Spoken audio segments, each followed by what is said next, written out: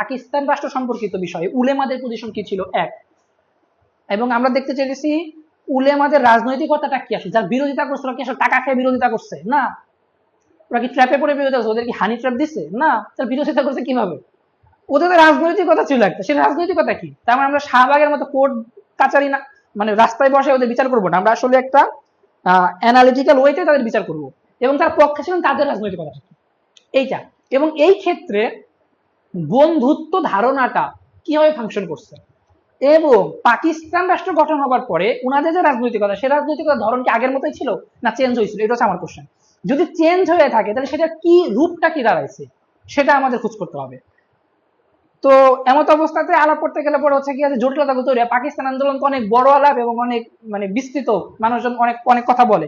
যেমন পাকিস্তান আন্দোলন সংক্রান্ত বিষয়ে খুবই ডমিন্যান্ট যারা কাজ করছেন ওয়েস্টার্ন একাডেমিয়াতে, তাদের ভিতরে আমি কয়েকজনকে ব্যবহার করছি ফার্স্টে। যেমন আয়েশা জালাল বলছেন পাকিস্তানের সাথে অ্যাক্সিডেন্ট হয়ে গেছে, জিন্না পাকিস্তান রাষ্ট্র চায় নাই, কংগ্রেসের মানে কারণে ক্যাবিনেট মিশনে কংগ্রেস উল্টাপাল্টা কাজ করছে, আই মিন না করছে নেহরু, দেন হচ্ছে গিয়ে পাকিস্তানটা হয়ে গেছে, মানে এসব জিন্না ঘুণে ধরা সার্বভৌম পাকিস্তান চায় না, আয়েশা জালালের থিসিস। এবং এটা খুবই সেলিব্রেটেড বাংলাদেশের লিবারেল লেফট মহলে, ফ্রম সলিমুল্লাহ খান টু কি বলে, হ্যাঁ, ছাত্র ইউনিয়নের টিএসসি শাখা, প্রত্যেকে এটা করতে পারে, এটা কবুল করে, এটাকে কনজিউমার।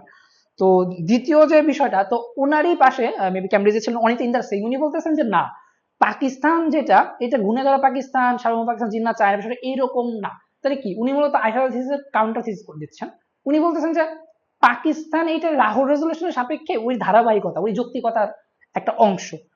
তো এরপরে আমরা দেখতেছি আরেকজন মার্কসিয়ান পাকিস্তানের হামজা আলভি, তার নামে পাকিস্তান অনেক মেমোরিয়াল সভা টভাও আছে, তিনি বলতেছেন যে পাকিস্তান রাষ্ট্র তৈরি হয়েছে একটা সেকুলার কারণে, কোনো ধর্ম টর্মের কারণে না, ঠিক আছে। তো এরপরে হারুন রশিদ, যিনি এশিয়াটিক সোসাইটির এখন চেয়ারম্যান, উনি বলতেছেন ওনার যে থিসিসটা, ওনার থিসিসটা হচ্ছে মুসলিম লীগের সাথে বাংলার মুসলিম লীগের পাকিস্তান সংক্রান্ত বিষয়ে একটা দ্বিমত ছিল, তাদের পাকিস্তান রূপ পয়েন্ট একটা ভিন্ন ছিল, তারা আলাদা অখণ্ড বাংলাকে নিয়ে একটা পাকিস্তান চাচ্ছে, বা আলাদা একটা পূর্ব পাকিস্তান চাচ্ছে। তো এটা কি বলে হারুন রশিদের থিসিসটা। জয়া চ্যাটার্জি উনি বলতেছেন, খুব বিখ্যাত, আপনারা হয়তো জেনে থাকবেন, বেঙ্গল ডিভাইডেড, বাংলা ভাগ, অনেকেই পোস্ট করে থাকে। জয়া চ্যাটার্জি বলতেছেন যে বাঙালি মানে হিন্দু মধ্যবিত্ত সমাজ, এরাই মূলত পাকিস্তান মানে বানাইতে সাহায্য করছে, এরা বাংলা ভাগ করছে, বাংলাকে ভাগ করে দিয়েছে এরা, ডেমোগ্রাফি সাপেক্ষে তারা ভয় পাইছে মুসলিম জনসংখ্যাটা বেড়ে যাবে, তারা পাওয়ারে থাকতে পারবে না, ইত্যাদি ইত্যাদি সাপেক্ষে সে মূলত ডেমোগ্রাফি, জনতত্ত্ব বা এইগুলো দিয়ে ভয়কে দিয়ে সে আলাপ করছেন আর কি। দীপেশ চক্রবর্তী এখানে খুব ইন্টারেস্টিং পয়েন্ট বলছেন। দীপেশ চক্রবর্তী বলছেন যে জয়া যেটা সংখ্যা, জনতত্ত্ব ইত্যাদি যে বুঝাইতেছে, কিন্তু জয়া এটা ট্রাই করতেছে না বাঙালি মধ্যবিত্ত হিন্দু কেন ভয় পাইতেছে, এরা সে খুঁজতেছে না, দীপেশ হচ্ছে এটা দেখানো ট্রাই করতেছে। তো জয়া যদি এই জনতত্ত্ব দিয়ে বুঝতে চাই বিষয়টাকে, তাহলে পরে মানে পূর্ণাঙ্গ বিষয়টা বোঝা যাবে না, কারণ বেঙ্গলি মিডল ক্লাস হিন্দুর একটা ভয় ছিল, এটা কেন হয়েছে এটাকে তো বুঝতে হবে, তাহলে বোঝা যাবে না। তো দীপেশ চক্রবর্তীর পরে এই ভয় সুলুক সন্ধানটা খুব জরুরি আর কি। দীপেশ চক্রবর্তীর মতে ফয়সাল দেবজি অক্সফোর্ড ইউনিভার্সিটির, উনি বলতেছেন পাকিস্তান রাষ্ট্রটা মূলত ইসরায়েল রাষ্ট্রের মতোই একটা, কেন, পাকিস্তান তার যে লজিকটা ব্যবহার করে মাইনরিটি সাপেক্ষে, মানে ইন্ডিয়ান এর ভিতরে মাইনরিটি, সে মুসলিম মাইনরিটি, তার একটা রাষ্ট্র দরকার, ঠিক আছে, সে আইডেন্টিটি পয়েস করছে মুসলিম ন্যাশনালিজম ভিত্তি করে। অ্যাট দ্য সেম টাইম ইসরায়েলও ইহুদি মাইনরিটি, ইউরোপে ইহুদিদের হচ্ছে গিয়া রাষ্ট্র দরকার, এই লজিক এবং তৎকালীন আন্তর্জাতিক তৎপরতাগুলোর সে হাজিরা এসে দেখাইতেছে যে পাকিস্তান রাষ্ট্র ইসরায়েল রাষ্ট্র মূলত কাছাকাছি, এবং যে ভাষা কি বলে প্রবণতাগুলো একই ধাঁচের।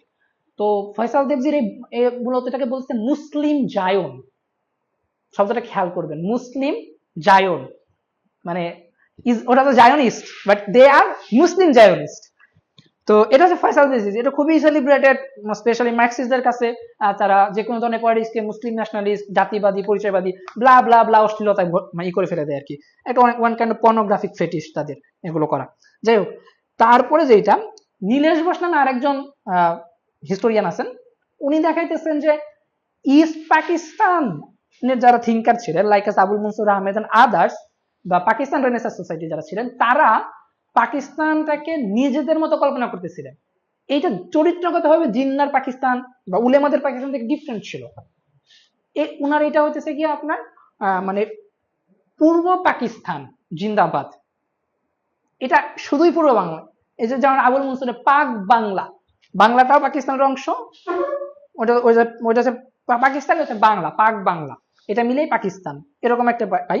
তো এই পাকিস্তানের মূল বিষয়টা কি, এটা হচ্ছে লাকুম দিন ও কুমালিয়া দিন, তোমাদের ধর্ম তোমাদের, আমাদের ধর্ম আমাদের, একটা সেকুলার পলিটিক্স হবে। এইটা মূলত আবুল মনসুর আহমেদ ট্রাই করতেছিলেন, এবং একই সাথে তাদের মুসলিম কালচারটাকে তারা ওন করবে সমস্ত জায়গাতে। এটা হচ্ছে এই পাকিস্তান ছিল।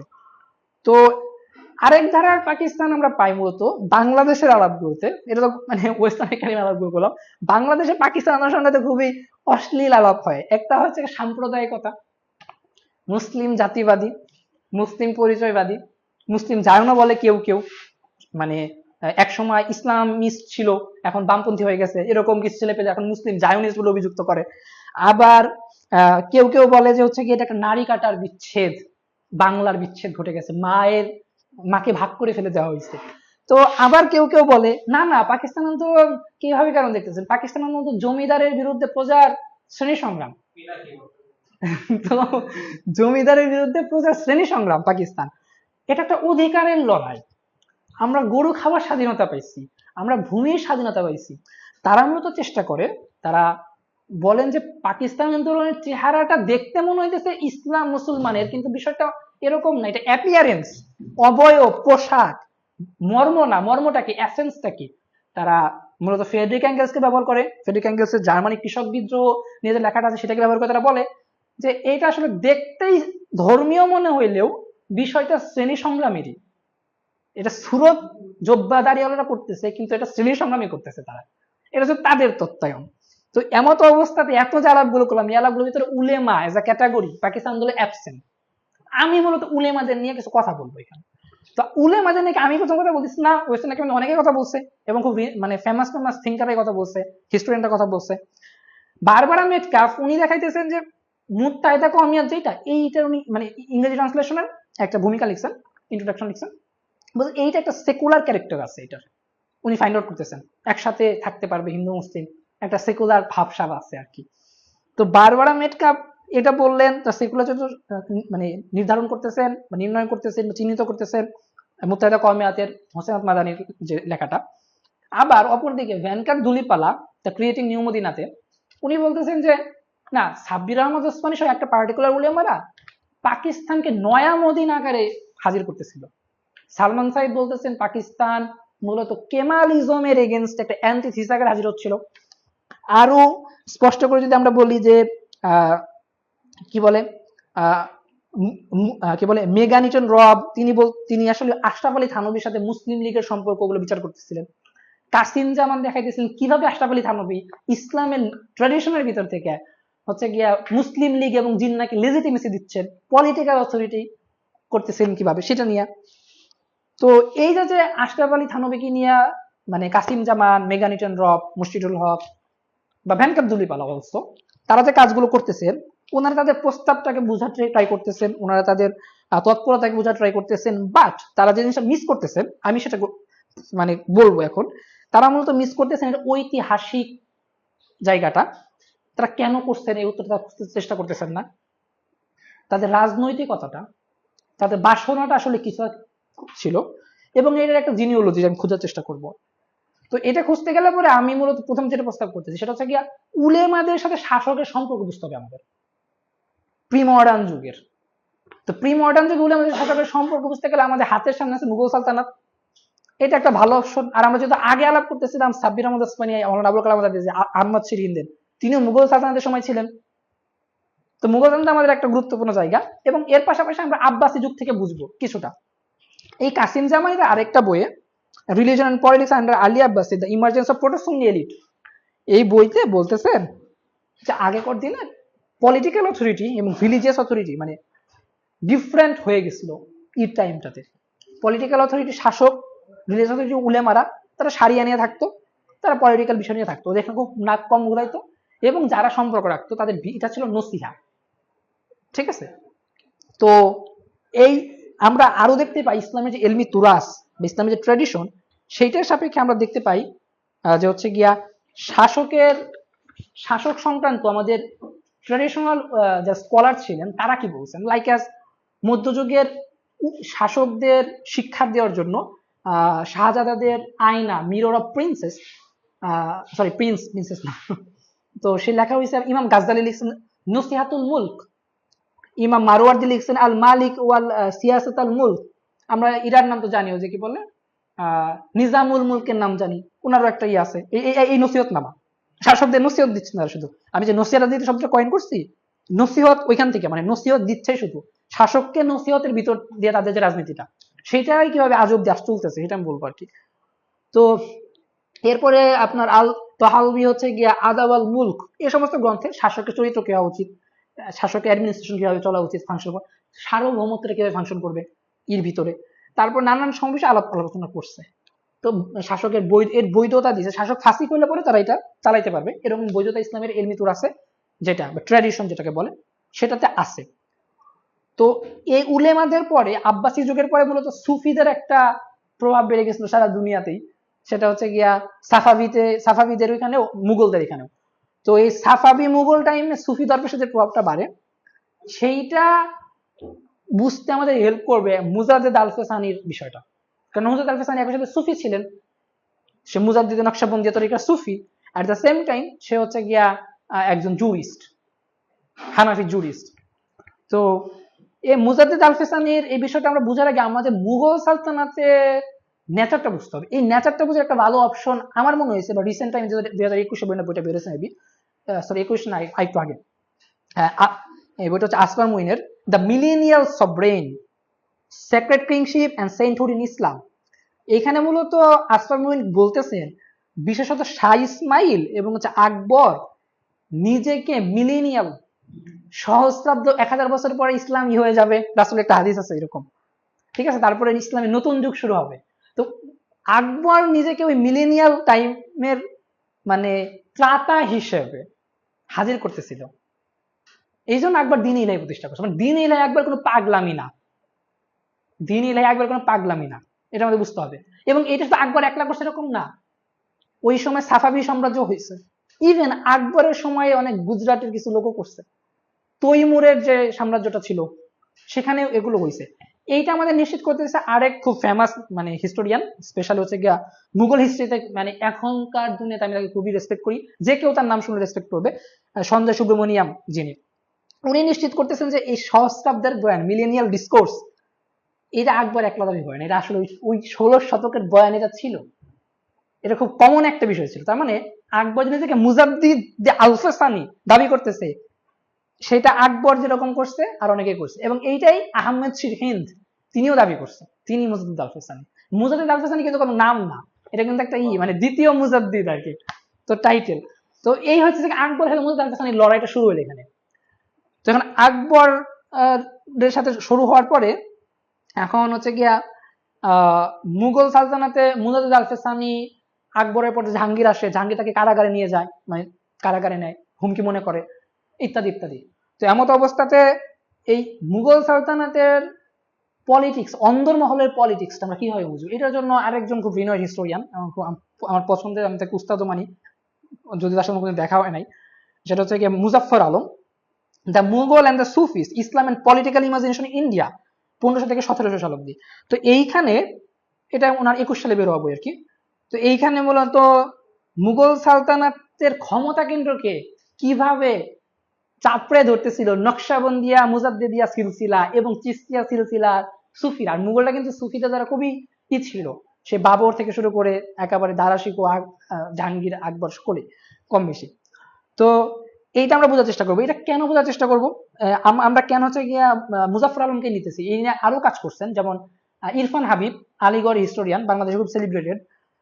তারপরে আপনার কাজ করছে যে তোমার ইউহান ফ্রিডম্যান, এদের আলাপগুলো নিতেছে না কেন, এদের আলাপটা নিচ্ছে না কারণ হচ্ছে ইরফান হাবিব বা ফ্রিডম্যান উনারা ব্যক্তির মহিমা প্রচার করছে, মানে কি বলে, মুজাদ্দিদ আল ফেসানি তো একটা বিরাট কাজ করে ফেলছে, সে তো হচ্ছে গিয়া মানে তার অবদান আমরা কোন কোন ভাবে অস্বীকার করব, মানে একটা অরা, একটা মহিমা প্রচার। তো আমাদের কাজ তো আসলে কারো মহিমা প্রচার করা না, আমাদের কাজ হচ্ছে পদ্ধতি খোঁজা, আমাদের কাজ হচ্ছে মূলনীতি খোঁজা, বুনিয়াদ খোঁজা, এটা কিভাবে ফাংশন করছে সেটা বোঝা। আমরা কোনো রায় দিচ্ছি না, এই কারণে আমরা কারো মহিমা প্রচার করবো না। মুজাফফর আলম এখানে যে কাজটা করছেন, উনি কোনো মহিমা প্রচার করেন, সে মতো ভাষাটা বুঝতে চাচ্ছে, প্রবণতা বুঝতে চাচ্ছে, রাজনৈতিকতা বুঝতে চাচ্ছে, বাসনা বুঝতে চাচ্ছে, এইগুলো আমাদের বুঝতে হবে। এটা না বুঝতে পারলে আমাদের এটা কাজ করবে না। তো যাই হোক, এখন আমাদেরকে পানি খাওয়ানো যাবে একটু? আচ্ছা, সেটা হচ্ছে সেন্ট্রাল এশিয়াতে আমাদের একটা জিনিস বুঝতে হবে। সেন্ট্রাল এশিয়ার নকশাবন্দি তরিকা সুফিরা মনে করতো তৎকালীন রয়্যাল ফ্যামিলি গুলোতে বা শাসকদেরকে নসিয়া দেওয়ার ভিতর দিয়া ইসলামাইজ করতে পারলে, ইসলামিক করতে পারলে, তাহলে পরে মানে হচ্ছে গিয়া এটা একটা গুরুত্বপূর্ণ কাজ। কারণ হচ্ছে গিয়া তারা মানে শাসন বহাল রাখবে। কেন? তারা হচ্ছে গিয়া মানে শরিয়া শাসনটা বহাল রাখবে, এই কারণে তাদেরকে নসিয়া দিতে হবে।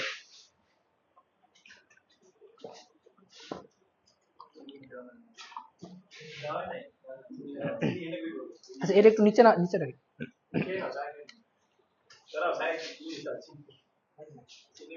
আচ্ছা, এই আমি চান না খাই, আমার আগাইতে হবে, আপনারা বুঝতেছেন না আলাপটা, কেবল আমি খুবই প্রাইমারি স্টেজে আছি এখন, এই জন্য একটু টাইম নেওয়া দরকার ছিল। আচ্ছা, তো কি যেন বলে, টাইমও বেশি না, যাই হোক। আচ্ছা ভাই, আমরা শুরু করি, আমি শুরু করি। হ্যাঁ, তো এই যে সেন্ট্রাল এশিয়ার মানে নকশাবন্দিয়া সিলসিলা সুফিরা যে এটা বিশ্বাস করতো, ঠিক আছে, মুজাদ্দিদি এবং নকশাবন্দি তরিকায় শরীয়ত অনেক গুরুত্বপূর্ণ একটা বিষয়। তারা মুঘল কোর্টে শরিয়া আইন বহাল রাখার জন্য খুব চেষ্টা করতো।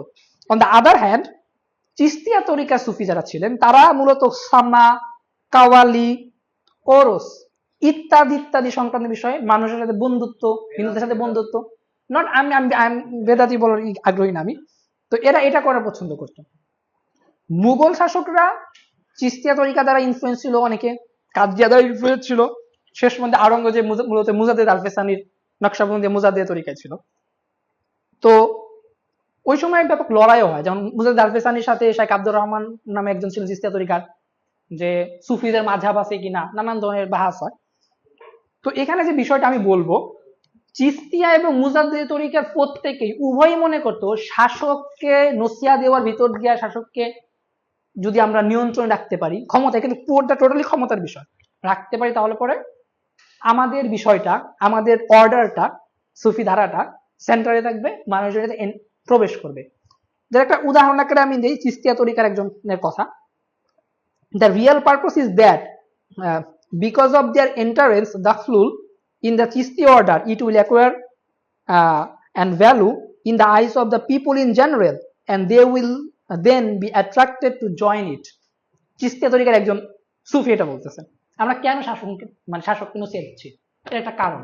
শাসক ঠিক করে যাবে জনগণ, কারণ শাসকের ধর্মই, রাজার ধর্মই প্রজার ধর্ম তৎকালীন সময়ে। শাসক ঠিক, প্রজা ঠিক, তার মানে মূল জায়গায় হাত দেবো, তাদের পজিশন হচ্ছে এটা। On the other hand, Mujaddid আল-ফেসানির ছেলে শেখ মাসুম তার চিঠি, ফার্সি চিঠির ইংলিশ ট্রান্সলেশন আমি নিছি একটা জায়গা থেকে, মুজাফফর আলমের ওই ট্রান্সলেশনটা করছেন উনি, তো সেইখান থেকে আমি নিছি। সেখানে উনি বলতেছেন আমরা কেন শাসককে দেই, নসিয়া দিই, এবং কেন, মানে আমাদের নসিয়ার ভিত্তিটা কি, এবং হচ্ছে গিয়া এই নসিহাটা তারা মানে মুঘল অ্যাডমিনিস্ট্রেশন লোকদেরকে দিতেছে, বড় বড় সচিবদেরকে, কি বলে না ওই যে রাজার ছেলের নাম কি, বাদশাহ শাহজাদাদেরকে দিতেছে, শাহজাদিদেরকেও দিতেছে, ঠিক আছে। তো সে বলতেছে the real purpose is that, sorry হ্যাঁ, তাই সে বলতেছে আওয়ার পিরস, সে তো মূলত নকশাবন্দি তরিকা, সে বলতেছে our pirs is the Naqshbandi sheikh, follow the sunnah, the path of prophet, and the refrain from bid'ah, innovation, enjoying what is right and forbidding what is wrong, আমারু বিল মারুফ ওয়া নাহি আনিল মুনকার। হ্যাঁ, একজন সুফির চিঠি, এটা হচ্ছে মুঘল অ্যাডমিনিস্ট্রেশন একজনকে পাঠাইছে চিঠিটা, উনি এখানে উল্লেখ করতেছে নাকি ওই মুজাদ্দিদি তরিকার। ওকে, ঠিক আছে। তো মুজাদ্দিদি তরিকার মূলত সালাফিরা এখন মুজাদ্দিদি তরিকাই মানে ফলো করতে চায় আর কি, কারণ এখানে ওদের অস্তিত্ব নাই, ওরা এটাকে আরো র্যাডিক্যাল করতে চায় আর কি। যাই হোক, তো এই যে মূলত মুঘল হেরেমেও শেখ মুজাদ্দেদ আল-ফেসানির ছেলে শেখ মাসুম, উনি তার প্রভাব বিস্তার করতে পারছিলেন কিভাবে। ওনার মুঘল হেরেমে শাহজাদিদের ভিতরে একজনের নাম হচ্ছে কি আপনার জাহানারা, তিনি কাদ্দি সুফি তরিকার ছিলেন। একজন হচ্ছে রওশন আরা, উনি মুজাদ্দিদ নকশবন্দি সুফি তরিকার ছিলেন, একজন ছিলেন দারাশিকোর ভক্ত, একজন ছিলেন আওরঙ্গজেবের ভক্ত। আওরঙ্গজেব এবং দারাশিকো দুজনে সুফি তরিকার ছিলেন। খুব ইন্টারেস্টিং। আমাদের আলাপটা আমরা একটু ক্লাইম্যাক্সে আসতেছি। তো শেখ মাসুম মূলত দারাশিকো অপছন্দ করতো। মুজাদ্দিদ আল-ফিসানির ছেলে শেখ মাসুম মূলত দারাশিকো অপছন্দ করতো। কেন? দারাশিকো ছিল চিস্তিয়া তরিকার, শুধু চিস্তিয়া তরিকার অপছন্দ বিষয়টা এরকম না। দারাশিকো মনে করতেন বন্ধুত্ব, ফ্রেন্ডশিপ হিন্দুদের সাথে হইতে পারে আমাদের, এবং একা হয়ে যাওয়া উচিত। এবং দারাশিকো শারিয়াকে, জুরিসপ্রুডেন্সটাকে মানে মুঘল করে রাখতে চাইছে না। আলাপটাকে আমাদের বুঝতে হবে, এখানে খুব ইন্টারেস্টিং একটা বিষয় আছে। দারাশিকো শারিয়াকে মুঘল করে রাখবে না, সে মিলিত হয়ে যাবে, আত্মীকৃত হয়ে যাবে হিন্দু এবং মুসলিমরা। সে দেখতেছে যে আমরা মূলত মানে শাসকদের সাথে শুধু কন্ট্রাক্ট করতেছি। কিরকম? রাজপুতদের সাথে আকবর এটা করতেছে, ওইটা করতেছে, জাহাঙ্গীর এটা করতেছে, কিন্তু জনগণের সাথে আমরা কিভাবে মিশবো এখানকার হিন্দু জনগণের সাথে?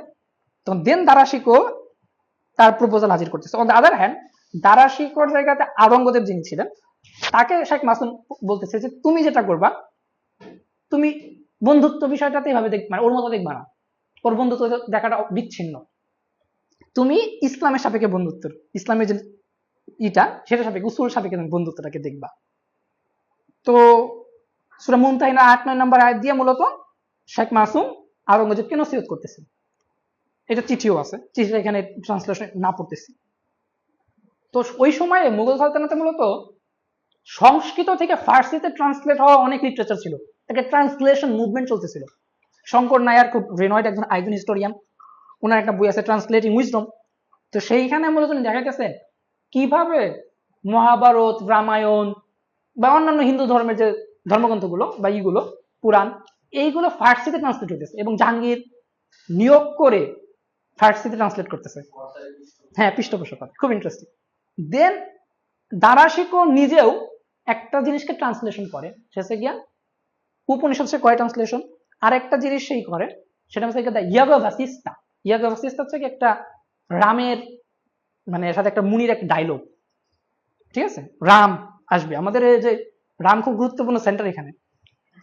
এটা হচ্ছে তার দারাশিকো, চিস্তিয়া তরিকা, উপনিষদ, ইয়াগা ভাসিস্তা ইত্যাদির সমন্বয়ে একটা ফ্রেন্ডশিপ, মিলনের একটা মানে ক্ষেত্র তৈরি করছে, একটা রাজনৈতিক দার্শনিক প্রকল্প হাজির করতেছে, ঠিক আছে? On the other hand, Aurangzeb সে ওই যে মুজাদ্দিদ সিলসিলা তরিকা, যেটা জুরিসপ্রুডেন্স রাখতে হবে, শারিয়া কোড বল থাকতে হবে, শাসন ক্ষমতা ইত্যাদি, ইসলামের যেটা ওই যে ট্রেডিশনটাকে ওন করে, ওইটা ফ্রেন্ডলি ছিল। দারাশিকো রামকে নিজের আইডল ভাবতেছে। খুব ইন্টারেস্টিং। কেন? হ্যাঁ, না আইরনি, দারাশিকো রামকে আইডল ভাবতেছে কেন? কারণ রাম, দ্য ইয়োগা ভাসিস্তার রাম এনিমিটিটাকে পছন্দ করে না, রক্তপাত চায় না, সহিংসতা চায় না, এনিমিটিটাকে উতরে এসে ফ্রেন্ডশিপ চায় সকলের সাথে। এই জন্য দারাশিকো পছন্দ করে। দারাশিকো নিজেকে রামের ভিতরে দেখতেছে, রামকে সে ভাই মনে করতেছে, এবং সে রামের মতো একটা সেন্ট কিং হইতে চাইতেছে। সে আওরঙ্গজেবকে হত্যা করতে চাইতেছে না, কিন্তু ওকে হত্যা না করেও সে কিং হবে কিভাবে, এবং সাথে সে তার সেন্টহুডটাও রাখবে। এটা খুব ইন্টারেস্টিং।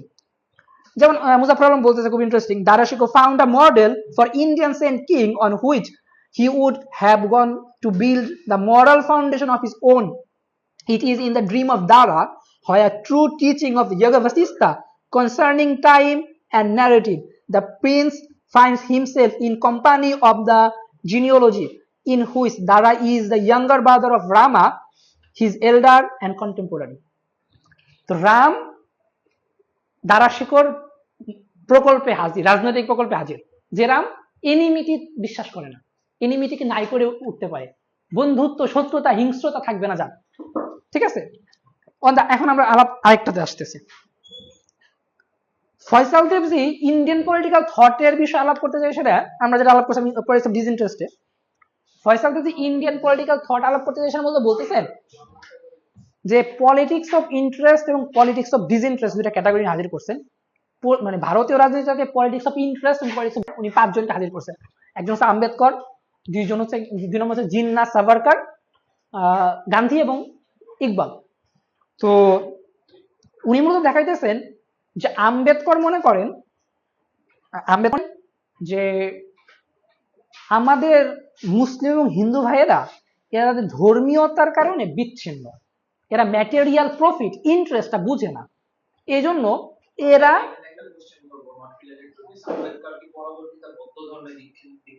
এক্স্যাক্টলি হ্যাঁ দলিত নেতা ছিল আর কি। তো ওরা ওদের মানে স্বার্থটা বুঝে না, ওরা শুধু ধর্ম নিয়ে পড়ে থাকে, আর ধর্ম ওদেরকে বিচ্ছিন্ন করে দিচ্ছে। তো ওরা ম্যাটেরিয়াল প্রফিট না বোঝার কারণে ওরা আসলে মানে এই ক্রান্তিকালে 46-এর একটা চিঠিতে, ক্যাবিনেট মিশনের একজনের চিঠিতে সেটা বলতেছে।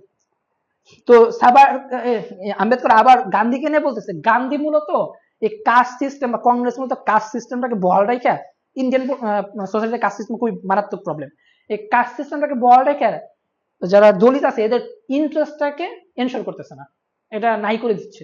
তা পলিটিক্স অফ ইন্টারেস্টের একজন মানে আর কি মানে তত্ত্বায়ন দিলেন হচ্ছে কি এখানে আম্বেদকর।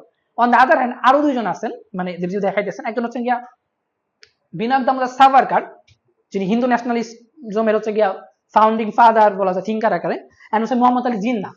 উনি বলতেছেন যে জিন্নাহ এবং সাভারকার বোথ অফ দেম, তারা মনে করে এই হিন্দু মুসলিমের অতি প্রীতির কারণে ভায়োলেন্সটা বেশি ঘটে, বেশি মাখামাখির কারণে ভায়োলেন্সটা হয়। তার মানে বলছে ভায়োলেন্স ক্রিয়েট করতেছে, ইন্টিমেসি হওয়ার কারণে ভায়োলেন্স হইতেছে, তাদের কথা বোথ অফ দেম দুইজনেই বলতেছে। এটা খুব ইন্টারেস্টিং পয়েন্ট। তার মানে এই কারণে তাদের নিজেদের প্রফিট ইন্টারেস্ট বুঝে না। তো কি করতে হবে, তাদের ইন্টারেস্ট বুঝতে হবে, তাদের সাবজেক্টিভিটি, তাদের এজেন্সি যার আলাদা রাখতে হবে। এত প্রীতি দরকার নাই, কিন্তু যার যার ইন্টারেস্টটা বুঝে নাও।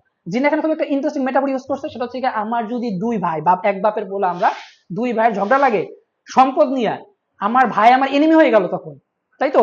কিন্তু আইনি কাঠামোর ভিতর দিয়া আমাদের ভিতরে একটা মীমাংসা হইতে পারে, একটা মীমাংসা হইতে পারে, যে মীমাংসা আমার এনিমি ভাইকে আমার বন্ধুত্বে রূপান্তর করবে। এটা জিন্নার প্রকল্প, এটা মেটাফর, যে লয়ার ছিলেন তার পক্ষে মেটাফর দেওয়া খুবই মানে খুবই নর্মাল। তো এটা খুব ইন্টারেস্টিং মেটাফর, আমাদের বাংলাদেশ রাজনীতিতে এটা প্রাসঙ্গিক সব দিক দিয়েই। এটা হচ্ছে জিন্নার পলিটিক্স অফ ইন্টারেস্ট, সাভারকার না বললাম, আম্বেদকরটা বললাম।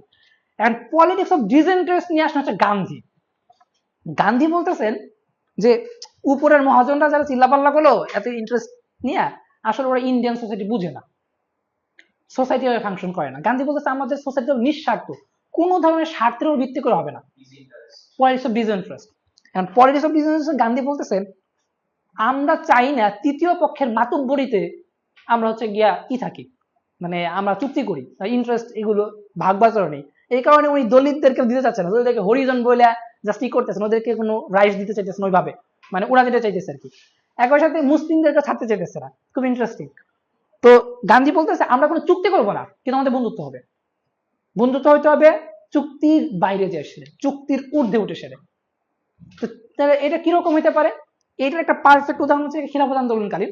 গান্ধী বলতেছেন আমরা চাই কোন মুসলিম গরু কোরবানি থেকে বিরত থাকবে আমার সাথে চুক্তি করার ভিতর দিয়ে না, সে নিজ থেকে গরু কোরবানি দিবে না, আমরা এরকম ফ্রেন্ডশিপ চাই। মানে একজন মুসলিম নিজে গরু কোরবানি দিবে না, ঠিক আছে?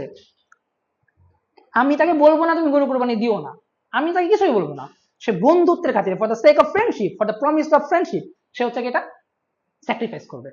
ডিসইন্টারেস্ট, নিঃস্বার্থ, আমার সাথে তার বন্ধুত্বের কোনো স্বার্থ থাকবে না। এটাই হইতেছে কি আমাদের ইন্ডিয়ান সোসাইটির নেচার, এটা হচ্ছে কি গান্ধীর কথা। তো গান্ধী উদাহরণ আকারে ওই যে গরুর কথা জানলো, খুব ইন্টারেস্টিং বিষয়। পার্টিকুলার টাইমটাতে খিলাফত আন্দোলন শুরু হয়েছে আমাদের উলেমাদের ভিতর 3 জন উলেমা, আমি 2 জনের নাম এখানে হয়তো বলবো। একজন হচ্ছে গিয়া আবুল কালাম আজাদ এবং হচ্ছে গিয়া মৌলানা আব্দুল বারী ফারিঙ্গি মহলি। উনারা 2 জন আলাপ শুরু করলেন যে খিলাফত ধ্বংস হয়ে যাইতেছে, ব্রিটিশরা খিলাফত আক্রমণ করছে, আমাদের উচিত এই মুহূর্তে ফ্রেন্ডশিপ করা with Hindus for sake of হচ্ছে গিয়া খিলাফত। একটা পলিটিক্যাল ইউনিটি দরকার, বন্ধুত্ব দরকার খিলাফত রক্ষা করার জন্য, কারণ আমাদের মুসলিমের জীবনে খিলাফতের থেকে বড় কিছু হতে পারে না। এবং এটা খুবই গুরুত্বপূর্ণ রেফারেন্স আনছে একেবারে ইসলামের জুরিসপ্রুডেন্স সাপেক্ষে, কি বলে হানাফি জুরিসপ্রুডেন্স সাপেক্ষে, তারপর হচ্ছে গিয়া বড় বড় স্কলার, ইভেন 17 বা 18 সেঞ্চুরি ইমাম শাওকানি অব্দি হচ্ছে গিয়া ইয়েমেনি একজন স্কলার, ইমাম বাক্কানি একজন ছিলেন মালিকি জুরিস্ট, তারপরে অনেক কিছু মিলে সে একটা আনছে, তার কথা হচ্ছে power is the precondition of পাইটি। ওসমানিটা আছে বিধায় আমরা হচ্ছে গিয়া নামাজ কালাম পড়তে পারি, আমাদের নামাজ কালাম 100 রাকাত পড়ার থেকে ওরা ওইখানে ওদের রক্ষা করা বেশি জরুরি। এটা হচ্ছে আবুল কালামের কথা আর কি, এটা উনি বেঙ্গলের খিলাফত কমিটিতে সে বক্তৃতা দিচ্ছিলেন। তো অন দ্য আদার হ্যান্ড তিনি বলতেছেন তাহলে পরে এই যে হিন্দুদের সাথে আমরা বন্ধুত্ব করব, এটার বিরোধিতা করতেছেন আরেকজন, সেটা হচ্ছে কি মৌলানা আহমেদ রেজা খান বেরলভী একজন হলেন। আমার বলতেছেন যে না, আমরা হিন্দুদের সাথে ফ্রেন্ডশিপ করতে পারি না। আর হচ্ছে কি আমরা কোন খেলাফত রক্ষা করবো? এটা তো খেলাফতি না, ওটা হচ্ছে ওসমানী সাম্রাজ্য। ওসমানী সাম্রাজ্য খেলাফত না, খেলাফত শর্ত আছে, একে কুরাইশ লিঙ্কেজ হইতে হবে, তো কুরাইশ বংশ তো না। এবং ইসলামের জুরিসপ্রুডেন্স সাপেক্ষে এটাও সত্য যে কুরাইশ বংশ হতে হবে, এবং বড় বড় উলেমাদের পজিশন আছে এটা নিয়ে। এই যে একটা ক্রাইসিস মোমেন্টে পড়ে গেল এবং ইসলামের জুরিসপ্রুডেন্স ট্র্যাডিশন কিভাবে হাজির হইতেছে আমাদের পলিটিক্স এর ভিতরে, এইটা আমরা কেউ মানে আমরা ইগনোর করে চলে যেতেছি। জাস্ট উলেমাদের দ্বিধাদ্বন্দ্ব কেন তৈরি হয় এগুলো বুঝতে হবে আমাদেরকে। তো তারপরে এটা বেশি লম্বা করবো না। তো মৌলানা আবুল কালাম মূলত একটা কনসেপ্ট দেন, সেটা হচ্ছে সূরা মুমতাহিনার 8-9 নম্বর আয়াত থেকে। এটা মূলত আল্লাহ কোরআন শরীফের ফ্রেন্ডশিপ নিয়ে আলাপ করছেন, যেটা ওই যে আমরা এটা বলছিলাম মোগল সালতানাতে আওরঙ্গজেবকে যেটা শাইখ আহমেদ সিন্ধের ছেলে শেখ মাসুম দিয়েছিলেন, সেই আয়াতটাই একই আয়াত। ফ্রেন্ডশিপ নিয়ে এক কোরআনে এইটাই সবচেয়ে সুন্দর আয়াত। সেই আয়াতটা হইতেছে গিয়া, আমি জাস্ট বাংলাটা পড়ি। সেটা হচ্ছে, দিনের ব্যাপারে যারা তোমাদের সাথে যুদ্ধ করেনি আর তোমাদের ঘর বাড়ি থেকে বের করে দেয়নি, তাদের সঙ্গে সদয় ব্যবহার করতে আর ন্যায় নিষ্ঠাচরণ করতে আল্লাহ নিষেধ করেননি। আল্লাহ ন্যায় পরায়ণতাকে ভালোবাসে। পরের আয়াত, আল্লাহ কেবল তাদের সাথে বন্ধুত্ব করতে নিষেধ করেছেন যারা দিনের ব্যাপারে তোমাদের বিরুদ্ধে যুদ্ধ করেছে এবং তোমাদেরকে তোমাদের ঘর বাড়ি থেকে বের করে দিয়েছে, তোমাদের বের করে দেওয়ার ব্যাপারে সহায়তা করেছে। আর যারা তাদের সাথে বন্ধুত্ব করে তারা তো জালিম। আল্লাহ এখানে ফ্রেন্ডশিপ বিষয়ে খুব ইন্টারেস্টিং পয়েন্ট দিচ্ছেন দুইটা। একটা হচ্ছে কারোর সাথে ফ্রেন্ডশিপ করতে না করেন নাই, আবার কারোর সাথে ফ্রেন্ডশিপ করতে না করছেন। তো আবুল কালাম আজাদ বলতেছেন এই আয়াতটাকে দেখাই সেরা, এবং ইসলামের জুরিসপ্রুডেন্স সাপেক্ষে বলতেছেন যে হিন্দুরা তো খেলাফত আক্রমণ করে নাই, আক্রমণ করছে ব্রিটিশরা। তাহলে ফ্রেন্ডশিপ হইতে পারে একমাত্র হিন্দুদের সাথে, ব্রিটিশদের এগেনস্ট। তো এইখানে আবুল কালাম আজাদ খুব ইন্টারেস্টিং একটা পয়েন্ট দিয়ে ব্যবহার করছেন। তিনি এখানে রাজনৈতিক ধর্মতত্ত্ব করছেন, পলিটিক্যাল থিওলজি করেন। এখানে ফ্রেন্ড এনিমি মানে চুজ করতেছেন। তার ফ্রেন্ড কে? তার ফ্রেন্ড হচ্ছে হিন্দু। এনিমি কে? এনিমি হচ্ছে ব্রিটিশরা। এবং তিনি বলতেছেন এটা একটা লড়াই, এই লড়াইটা বোধ কি বলে একটা ন্যাশনাল পার্সপেক্টিভ থেকে লড়াই আছে এবং হচ্ছে একটা ইন্টারন্যাশনাল পার্সপেক্টিভ থেকে লড়াই আছে। কেন? খিলাফত হচ্ছে গ্লোবাল বিষয়, আর একই সাথে ব্রিটিশদের লড়াই করতে পারলে আমরা লোকাল এখান থেকে মুক্ত হয়ে যাবো। স্বাধীনতার বিষয় একটা ন্যাশনালিস্টিক প্রজেক্ট এবং একটা ইন্টারন্যাশনাল বা উম্মাদিক প্রজেক্ট, দুইটা একসাথে মানে কানেক্ট করতেছেন। তো তিনি বলতেছেন হিন্দুরা হচ্ছে কি গুড নন মুসলিম, আর ব্রিটিশ হচ্ছে ব্যাড নন মুসলিম।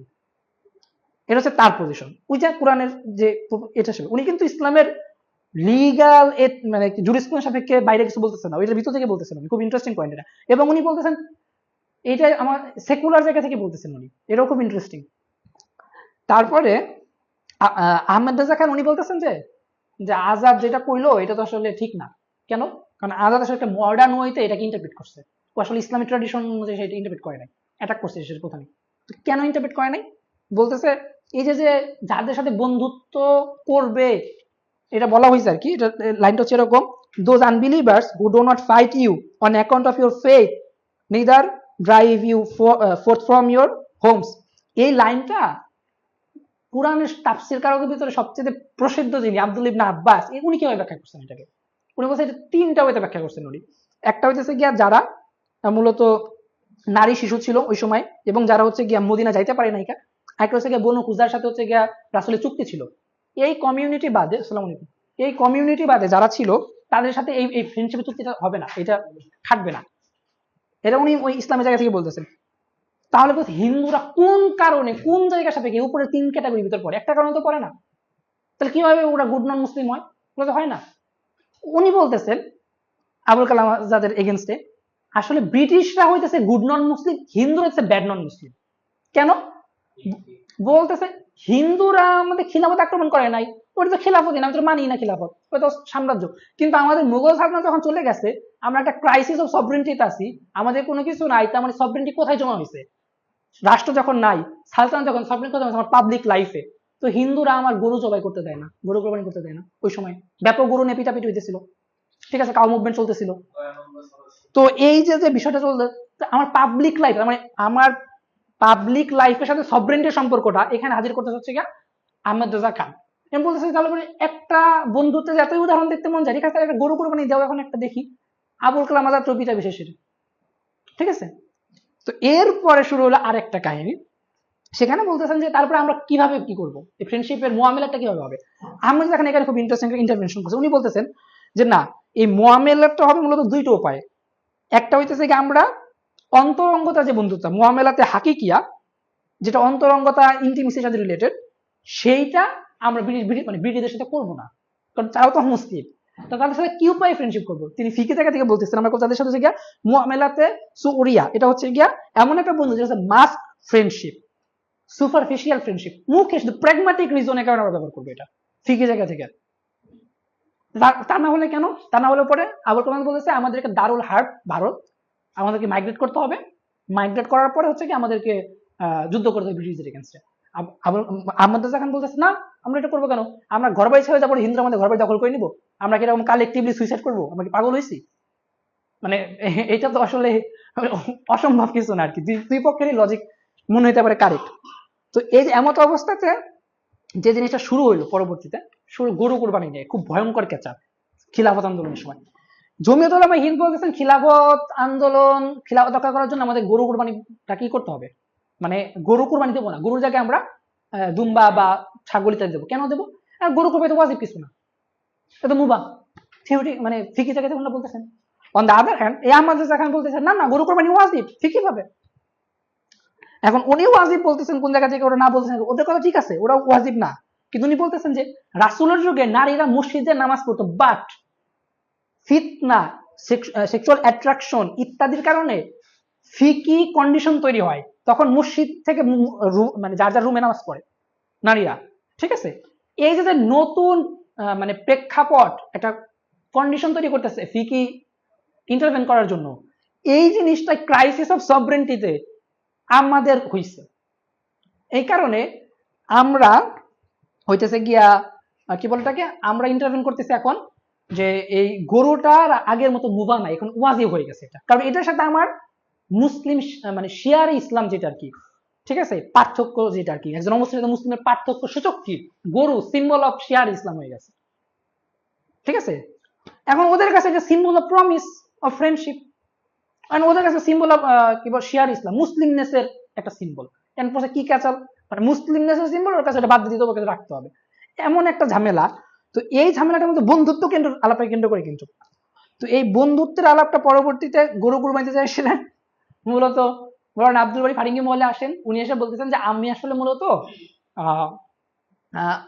আবুল কালাম আজাদ কি বলে ইরার সাথে আহমদ সাথে একমত যে এটা আসলে ওয়াজিব, বাট আমার একটা প্রপোজাল আছে, এটা আমি ফিকি তর্ক করতে আসিনি এখন, উনি খুব খুব চালাক লোক, উনি বলতেছেন আমি একটা প্রপোজাল নিয়ে আসছি, প্রপোজালটা কি, ফর ম্যানকাইন্ড, মানুষের ভালো হবে। বলতেছে গরু মুসলমানের সাথে মানে মুসলমানের শেয়ার ইসলাম না, খিলাফত হচ্ছে কি হিন্দুর সাথে মুসলমানের শেয়ার ইসলাম, কারণ হিন্দুদের কোনো খিলাফত নাই, আমাদের খিলাফত আছে, তার খিলাফত রক্ষা করতে হবে, গরু না। মানে কলোনিয়াল টাইমে মুসলিমদের এর থেকে বড় দোটান নাই কে, সে গরুর গোস্ত খাবে না খিলাফত রক্ষা করবে, এর থেকে কোনো দোটান হইতে পারে না, খুব খুব কঠিন পরিস্থিতি এটা। জমিয়তুল উলামা হিন্দ খিলাফত রক্ষা করবে, আর এই পক্ষ খিলাফত রক্ষা করবে না, ওর কোনো দায়িত্ব নেই কইটা, তুমি রক্ষা করতে পারলে বাঁচো, না বাঁচো না বাঁচো, আমার তো যায় আসে না, কারণ আমার লাইফের সাথে তোমার কোনো সম্পর্ক নেই। এবং সে তখন হচ্ছে গিয়ে গরুটা তার পাবলিক লাইফ টেনশনে আছে, এবং এটার ভিতরে সভরেন্টি কেমন আছে এটা নিয়ে করতেছে, আর তারা যে খিলাফতের সভরেন্টি নাকি কেমন রক্ষা করতে হবে সেটা নিয়ে আছে। তো এইটার পরে খিলাফত আন্দোলন মোটামুটি ব্যর্থ হয়ে গেল, এটার আহামরি কিছু না, আমরা জানি কেন কেন ব্যর্থ হয়েছে এক্সেট্রা এক্সেট্রা। কিন্তু উলেমারা যে পলিটিক্সটা এখানে আসলো, তাদের মানে যারা জয়েন করলো এখানে, এটা কি পলিটিক্স অফ ডিসইন্টারেস্ট থেকে, কোনো স্বার্থ থেকে করে নাই, তারা গরু কোরবানি দিবে না এটা কোনো স্বার্থ থেকে, গান্ধী বলে নাই তাদেরকে গরু কোরবানি মানে না দেওয়ার জন্য, তারা নিজ থেকেই বলতেছে, তাদের রাজনৈতিকতা এটা, তাদের রাজনৈতিকতা সেকুলারদের সাথে পীড়িত করা, ঠিক আছে, এটা তাদেরকে প্রভোগ করতেছে না, এটা তাদের ডিজায়ারের পার্ট। যাই হোক, তো এখন এই যে পলিটিক্স এর পরে আমরা দেখবো খিলাফতের পরে, খিলাফত আন্দোলনের পরে খিলাফত হারাই গেল, কামাল পাশা ক্ষমতা গ্রহণ করলো এক্সেট্রা এক্সেট্রা। তারপরে যেটা হইলো এই আশরাফ আলী থানভীরাও কিন্তু খিলাফত আন্দোলনের বিরোধিতা করছিলেন, কারণ গান্ধী ছিল, যেমন গান্ধী হচ্ছে গিয়া মসজিদে এসে খুতবা যে দেয় না, ওই সময় গান্ধী বক্তৃতা দিত খিলাফত আন্দোলনকারী। তো আহমেদ রেজা খান খুব ইন্টারেস্টিং একটা পয়েন্ট বলছে যে আমরা তো ইহদিনাস সিরাতাল মুস্তাকিম পড়ি, কদিন বলবো ইহদিনাস সিরাতাল গান্ধী, ঠিক আছে, কেন আসলেই তো ইন্ডিয়ান মুসলিম বলতেছে ইহদিনাস সিরাতাল গান্ধী, একটা সেকুলার ইন্ডিয়া দরকার আমাদের, ইহদিনাস সিরাতাল গান্ধী মানে তো এটাই, গান্ধীর মতো একটা টলারেন্স দাও আমাদেরকে, তোমরা টলারেন্স মানে প্র্যাকটিস করো, এটাই তো ইহদিনাস সিরাতাল গান্ধী, এটা প্র্যাকটিস করতে স্টিল নাও। তো এই যে বিষয়টা আর কি, তো এরপরে মূলত আশরাফ আলী থানভীরা মূলত তার পলিটিক্সটা হাজির, আশরাফ আলী থানভীর তখন পাকিস্তান আন্দোলন হয়ই নাই, থানভী বলতেছে মুসলিমদের একটা মার্কাজ দরকার, পলিটিক্যাল সেন্টার বা পলিটিক্যাল মার্কাজ, তো এই জন্য তারাও ফ্রেন্ডশিপ আলাপটাকে নেন, তারা বললেন যে আমরা ইটাকে নিব না, মানে তারা আসলে প্রায়োরিটি ওই সময় একটা মানে একটা ক্যাটাগরি তৈরি হয়, ফাসিক মুসলিম আর উত্তম অমুসলিম। খুব ভালো একেবারে ফেরেস্তা কিন্তু অমুসলিম, কাফির। আর একজন খুবই খারাপ মাগিবাজি করে, ফাসিক মুসলিম। ঠিক আছে, জিন্নার মতো ফাসিক মুসলিম, অপরদিকে গান্ধীর মতো ভালো একজন অমুসলিম। এই বিষয়গুলো ঠিক আছে, এই এরকম একটা ক্যারেক্টার আসবে। এখন এই জায়গায় মূলত উলেমাদের পয়সা শুরু হলো, কার সাথে ফ্রেন্ডশিপ করবো আমরা? তো কার সাথে আমরা ফ্রেন্ডশিপ করবো?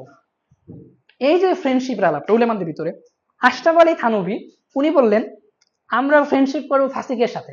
কেন? ইসলামের যে লিগ্যাল এবং এথিক্যাল ফ্রেমওয়ার্ক, এখানে ফাসিকের আন্ডারে মুসলিমরা থাকতে পারে। হানাফি ফিকের ইমাম শাইবানি থেকে শুরু করে ইমাম জয়নুল আবেদিন, বড় বড় ইমামরা, ইমাম মুহাম্মদ ইমাম ইউসুফ, তারা ফাসিকের আন্ডারে, ফাসিক শাসক আন্ডারে মুসলিম ছিল না। কোন শাসক ভাই হেরেমে মাগিবাজি করে না? আমার একটা শাসকের দেখান তো, সবগুলোই তো করছে, কেউ তো বাদ যায় না, কিন্তু সারিয়া কোড ভালো রাখছে, সবকিছু চলতে পারছে। তার মানে মুসলিমের আন্ডারে থাকতে তারা রাজি, মুসলিমের ভূখণ্ডে থাকতে পলিটিক্যাল সেন্টার করবে ফাসিকের আন্ডারে, তাদের কোনো সমস্যা নাই। এই জন্য আশরাফ আলী থানভী মুসলিম লীগের যে আধুনিকরা ছিল, আধুনিক মুসলিম লীগের যারা ওয়েস্টার্নাইজ, যারা ওয়েস্টার্নাইজেশনের শিকার বা মানে ওয়েস্টার্নাইজেশনটা যারা কনজিউম করছে, এদেরকে নসিহা দেওয়া শুরু করলো। তিনি এদেরকে বই লিখলেন কিভাবে সারিয়া বিষয়টা মানে তাদের কাছে ইজি হবে, এক্সেট্রা এক্সেট্রা। তো যাই হোক, এটা তার শাহলীলা দেহলভী তার এখানে অনুপ্রেরণা ছিল। তো এরকম খুব ইন্টারেস্টিং বিষয়। এখন মুসলিম লীগ এবং কংগ্রেসের ভিতরে একটা তুলনা করছেন থানভী বলতেছেন, the Muslim League was preferable to the Congress the way one eyed man is better than one eyed blind. এক চোখা উত্তম অন্ধের থেকে। ঠিক আছে, তো থানভী তার পলিটিক্যাল যে উসুলের কিন্তু নসিহা এটাকে সে বহাল রাখতেছে, এবং এই নসিহাটা তিনি জিন্নাকে চিঠি দিচ্ছেন ইচ্ছা করে। জিন্না তাকে বলেন আমাকে চিঠি দেন, চিঠি দিচ্ছে জিন্নাকে, মুসলিম লীগের চিঠি দিচ্ছে। লাইক ওই যে আমরা মোগল সালতানাত আলাপ করতেছিলাম, আহমেদ শহীদ ছেলে আওরঙ্গজেবকে চিঠি দিচ্ছে, নসিহা দিচ্ছে, ভাই তোমরা ভালো হয়ে যাও, তোমরা ওর সাথে কেন বন্ধুত্ব করতে চাচ্ছ, তোমরা এই আইন কেন বুঝো। তো একই টাইমে 37 যখন ইলেকশনটা হইলো, তারপরে কংগ্রেস একটা আইন করে, হচ্ছে গিয়া এটা হচ্ছে গিয়ে মুসলিম পারিবারিক আইনে যারা ল পড়ে তারা ভালো মতো জানবে। সেটা হচ্ছে কি বলে, ওই মানে ডিভোর্স নেওয়ার ক্ষেত্রে মুসলিম নারীদের একটা ঝামেলা ছিল আর কি। তো মুসলিমরা ডিভোর্স নিতে পারতেছিল না, তো এই কারণে মুসলিমরা ডিভোর্স নেওয়ার জন্য ইসলাম ত্যাগ করতেছিল। এই আইন ইসলাম ত্যাগ করতে পারবে, এই আইনটা আবার কংগ্রেস করে। ঠিক আছে, 37-এ। তো আশরাফ আলী থানভী তো বেজাই চাতা, উনি জিন্নাকে ডিরেক্ট লিখলেন যে আপনারা কিছু বুঝেন না, আমরা আপনাদের হইতেছে কি গার্ডিয়ান, কোনো যোগাযোগ নাই ইত্যাদি নাই। তো হচ্ছে গিয়া তাদের সাথে যোগাযোগ হলো, জিন্না উত্তর দিলেন খুব পলাইটলি, খুবই ডিসেন্ট হয়েছে, ট্রু জেন্টলম্যান যাকে বলে আর কি। তো হচ্ছে গিয়া সে খুবই সিস্টেমেটিকলি করলো, ডিল করলো এটা তারা। বাট 1938 সালে পাটনায়, বিহারের পাটনায় মুসলিম লীগের কনফারেন্সে আশরাফ আলী থানভী একটা মানে একটা ম্যানিফেস্টো নিয়ে পাঠাই যায় তার ভাগ্নে জাফর আহমদ ওসমানী, আরেকজন থিঙ্কার, লালবাগ মাদ্রাসা তিনি প্রতিষ্ঠা করছেন, এবং ঢাকাতে আজকে 14 আগস্ট না, 1947 14 আগস্ট ঢাকাতে পাকিস্তানের পতাকা উত্তোলন করে, তাকে দিয়ে হচ্ছে গিয়া পাঠাই দেয় ওইখানে, এবং তিনি তার পক্ষ থেকে মানে ওটা পড়েন আর কি। ওইটা নিয়ে কাজ করছেন মেগানিটন রব। মেগানিটন রবের খুব একটা ইন্টারেস্টিং আর্টিকেল আছে, আপনারা দেখতে পারেন, advising the army of Allah, Ashraf Ali Thanvi critic of Muslim League. Ashraf Ali Thanvi বলতে এখানে মুসলিম লীগকে দ্য আর্মি অফ আল্লাহ হইতে বলছে, লস্করে আল্লাহ, আল্লাহর সৈন্য হইতে বলতেছে। তোমরা চেঞ্জ হয়ে যাও, বলতে তোমরা মুসলিম ন্যাশনালিজমটাকে বাদ দিয়ে দাও, কারণ আল্লাহ তো ন্যাশনালিজম না, তোমরা ইসলামিক আইডেন্টিটিটাকে গ্রহণ করো। নসিহত দিতেছে, খুব ইন্টারেস্টিং হয়েছে। থানভী তুমি 5 ওয়াক্ত নামাজ পড়ো, দাড়ি রাখো, সাজগোজে কালচারাল অ্যাপিয়ারেন্সটাতে হচ্ছে গিয়ে মুসলিম নেশটা আনো, মসজিদ কেন্দ্রিক হও, জাকাত দাও গরিবদের ভিতরে, এবং মসজিদ কেন্দ্রে তোমাদের রাজনৈতিকতা পরিচালনা করো। খুব ইন্টারেস্টিং। তারপরে এই যেটা হইলো, যেমন সে প্রথমে যেটা বলতেছেন যে সেটা in my heart I am with you and I am agreement with the God, sorry, I am agreement with the good purpose of the Muslim League and I am praying for the কি বলে তারেক্কি and wellness of it। তাদের মানে তার কি বলে একটা ভালো শুভেচ্ছা তারা পাঠিয়েছে আর কি ওভারঅল। তো যাই হোক, এখানে এসে যেটা বলতেছেন, only an army organized in the name of Allah, not organized in the name of nationalism। Muslim nationalism আলোকে মুসলিম লীগ কাজ করতেছিল, তাই না? এইটাকে তারা নসিহাতে ঠিক করতে চেষ্টা করতেছেন, খুব ইন্টারেস্টিং। তারপর হোসেন আহমদানি মুত্তাহিদা কওমিয়াত নিয়ে আসলেন, কংগ্রেসে নিয়ে প্রচারণা করতে লাগলো একজাতীয় তত্ত্ব, পাকিস্তানের ধর্মীয় মানে ইসলামের সাপেক্ষে এটা একটা ফালতু প্রজেক্ট, ইসলামের সমর্থন করে না পাকিস্তান, এক্সেট্রা এক্সেট্রা। এইটার এগেনস্টে হচ্ছে গিয়ে আশরাফ আলী থানভী ভোকাল হইল। উনি বলা শুরু করেন, যেমন ওরা বলছে যে জিন্নাহ তো আসলে পলিটিক্যাল অথরিটি হিসাবে ও তো আসলে মত খাই করে সেই করে, ও তো পলিটিক্যাল অথরিটি না, ইসলামের তো পলিটিক্যাল অথরিটির একটা রোল আছে। মানে নবী পলিটিক্যাল অথরিটি কিভাবে ছিল, তার একটা রোল আর কি, নবী তো এরকম ছিলেন না। তো পাকিস্তান নয়া মদিনা যদি হয় বা মদিনা যদি হয় তাহলে তো হলো না। উল্টা মুত্তাহিদা কওমিয়াতে হোসেন মাদানী বলছেন ইন্ডিয়া হইতেছে মদিনা। কেন? মদিনাতে জিও এবং মুসলিমরা একসাথে ছিল, কম্পোজিট ন্যাশনালিজম এখানেই একসাথে বাস করছে, উম্মাহ আর হচ্ছে কম। মদিনা ছিল উম্মার রিপ্রেজেন্টেটিভ, কমের না। কম তো জাতি, মুসলিম, আর মুসলিম কোনো জাতি না তার মতে, এটা হচ্ছে এরকম। তো উম্মাতে হইতে গেলে পরে ইন্ডিয়া থাকতে হবে, অখণ্ড ইন্ডিয়াতে থাকতে হবে থিওরিটিক্যালি। তার পক্ষে অনেক মানে ইয়ে আছে ইসলামের সাপেক্ষে খুবই, এটাকে সেখানে আজগুবি কথা সে বলতেছে না, তার পক্ষেও খুবই দালিলিক ভাবে সে শক্ত অবস্থাতেও ছিল, এবং তাকে শক্ত অবস্থা থেকে একবার ভাঙ্গে চলে ফেলছে এরা। এটা আরো ইন্টারেস্টিং বিষয়, এরকম শক্ত জিনিস ভাঙ্গে পড়তে পারে দুনিয়াতে, এটা খালি শেখ হাসিনা ছাড়া কাউরে আমি দেখিনি এটা। তো এমত অবস্থাতে আশরাফ আলী থানভী মূলত যেটা করছেন, এটা নিয়ে কাসিম জামান কাজ করছেন, Ashraf Ali Thanvi and his political thought, তার 2007 যে বইটা আপনারা দেখতে পারেন, উনি হচ্ছে প্রিন্সটনের টিচার। তো the guardianship also mean providing counsel to the political elite to ensure that their course of action did not stray too far from the norms of Sharia. এটা হচ্ছে গিয়া তাদের নসিহতের কারণটা ছিল এটা। তো জমিয়ত উলামা হিন্দ জিন্নাহকে নিয়ে যে অপপ্রচার করা শুরু করলো, তারপরে হচ্ছে গিয়ে আশরাফ আলী থানভী এর বৈধতা দেওয়া শুরু করলো সূরা বাকারার 241 নম্বর আয়াত থেকে 200 থেকে আর কি 46 থেকে 251 নম্বর আয়াত অবধি। এইখানে খুব ইন্টারেস্টিং, পলিটিক্যাল অথরিটি এবং রিলিজিয়াস অথরিটি কে হবে এইটারই আলাদা। খুব ইন্টারেস্টিং বিষয়, আশরাফ আলী থানভী কি কাজটা করছেন, ইন্টারভেনশন রাহিমাহুল্লাহ। উনি বলতেছেন, একটা আয়াতের ট্রান্সলেশন বলি, আর তাদেরকে তাদের নবী বলল, নিশ্চয়ই আল্লাহ তোমাদের জন্য তালুতকে রাজা রূপে পাঠিয়েছেন। তারা বলল, আমাদের উপর কিভাবে তার রাজত্ব হবে, অথচ আমরা তার চেয়ে রাজত্বের অধিক হকদার। আর তাকে সম্পদের প্রাচুর্য দেওয়া হয়নি। সে বলল, নিশ্চয়ই আল্লাহ তাকে তোমাদের উপর মনোনীত করেছেন এবং তাকে জ্ঞানে দেহে অনেক বাড়িয়ে দিয়েছেন। আর আল্লাহ যাকে চান তাকে তাকে তার রাজত্ব দেন, আর আল্লাহ প্রাচুর্যময় এবং সর্বজ্ঞ। আশরাফ আলী থানভী মুসা নবীর পরে বনি ইসরায়েলের প্রেক্ষাপট নিয়ে আলাপ শুরু করছে জিন্নাহর বৈধতা দেওয়ার জন্য। খুব ইন্টারেস্টিং বিষয়গুলো। তিনি বলতেছেন যে জিন্নাহ মানে কি বলে, মুসা নবীর পরে গলিতের অত্যাচার বেড়ে গেছে, এখন হচ্ছে গিয়া বনি ইসরাইল বলতেছে, আল্লাহ আপনি আমাদের এই অত্যাচার থেকে বাঁচান, আমরা মজলুম। আল্লাহ বলছে ঠিক আছে, বলছে আল্লাহ আপনি আমাদের একটা রাজা পাঠান ওর সাথে মোকাবেলা করার জন্য, ঠিক আছে। তো আল্লাহ বলছে ঠিক আছে তোমরা তো পাঠাবো, কিন্তু তোমরা তো ঘাটতারা। আমি তো উজুতের মধ্যে বলতেছি আর কি, তোমার পাঠানোর পর বলবো যে ভালো লাগে না, পছন্দ হয় না, বলছে আমরা মানবো। তারপরে আল্লাহ, হ্যাঁ সালাত একদমই শুরু, তারপর তালুতকে আল্লাহ বলতেছে আর কি, আল্লাহ তালুতকে পাঠাইছে রাজা রূপে। বনি ইসরাইল বলছে, আল্লাহ এটা কোনো কথা হইলো, আমরা হইতেছি কি বেশি হকদার, আমরা হলাম গিয়ে সবচেয়ে এত বছর এই বাল ছিস ওই বাল ছিসছি, আমরা সে মানে ভুকারি পড়াই, আপনি জিন্নার মতো কোন বালটারে আনছেন তালুত, আপনি বলেন তো। এরকম একটা অবস্থা, তালুতটা মানে না। এখন তারপরে কি হয়েছে, তালুত কি করছে, তালুতের সাথে যারা গেছে নদী পার হইতে পারছে সবার করে, তারা বেঁচে গেছে, যারা বাঁচে নাই তারা বিভ্রান্ত। আশরাফ আলী থানভী এখানে এই একই কাজটা করছে, বলছে তোরা তো বেটা ইহুদি, ওই ওই বনি ইসরাইলের মতো যারা তালুত করে ওই মানতেছিস না। এখানে জিন্নাহ হইছে গিয়ে সেই তালুত, তুই তো এখন অহংয়ের উপরে আসোস, এইভাবে বলতেছে। খুব খুব ইন্টারেস্টিং বিষয় এটা। এইটা তো গেল আশরাফ আলী থানভীর বৈধতা। এরপরে তার ভাইগনা উনি আর একটা বৈধতা দিতেছেন, এইটাও আপনারা পাবেন কাসিম জামানের গবেষণাতে। আশরাফ আলী থানভী ভাইগনা জাফর হোসেন কাজ করছেন। এই মুত্তাহিদা কওমিয়াতে ক্রিটিক থানভী এবং জাফর ওসমানী সাবরুল ওসমানী করার আগে আরো দুই মানে কি বলে মডার্ন মানুষ করছে, এখন ইকবাল আর মাউদুদি, এই দুই বাল দেখে গুণেই নাই কেন, উলেমারাও গুণে নাই কেন, কিন্তু অনেক বড় ক্রিটিক করছে, গুণে নাই কেন, গুণে নাই। এটাই হইতেছে, এটাকে বলতেছে কাসিম জামান কনস্ট্রাকশন অফ অথরিটি। অথরিটি কার এগুলো করার? উলেমার, ঠিক আছে। এই উলেমাই তো হচ্ছে আশরাফ আলী থানভী, এই জন্য ওটা গুনছে। জাফর আহমদ ওসমানী আহলুল সুনানে, ঠিক আছে, তার 12 নম্বর খন্ডের যে ইটা, সেটা শেষে আপনারা পাবেন আরবিতে, বৈশ্বিক উলেমারা এটা নিয়ে কথাবার্তা বলতেছে। কিন্তু এর আগে মাউদুদি এবং ইরা তো আগে ক্রিটিক করছে এটা, কিন্তু উলেমাদের ভিতরে কোনো আলাপ নাই এটা নিয়ে, কারণ ওরা তো অথরিটি না।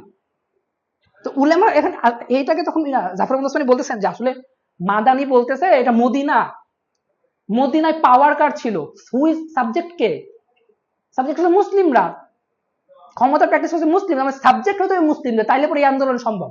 কি সাবজেক্ট মুসলিমরা ছিল, মাদানি কি সাবজেক্ট না গান্ধী এবং নেহরু সাবজেক্ট, গান্ধী এবং নেহরু সাবজেক্ট। উনি পরবর্তী ফি কিভাবে দেখাইতেছেন, এবং উনি ছিল সিরাত স্পেশালিস্ট।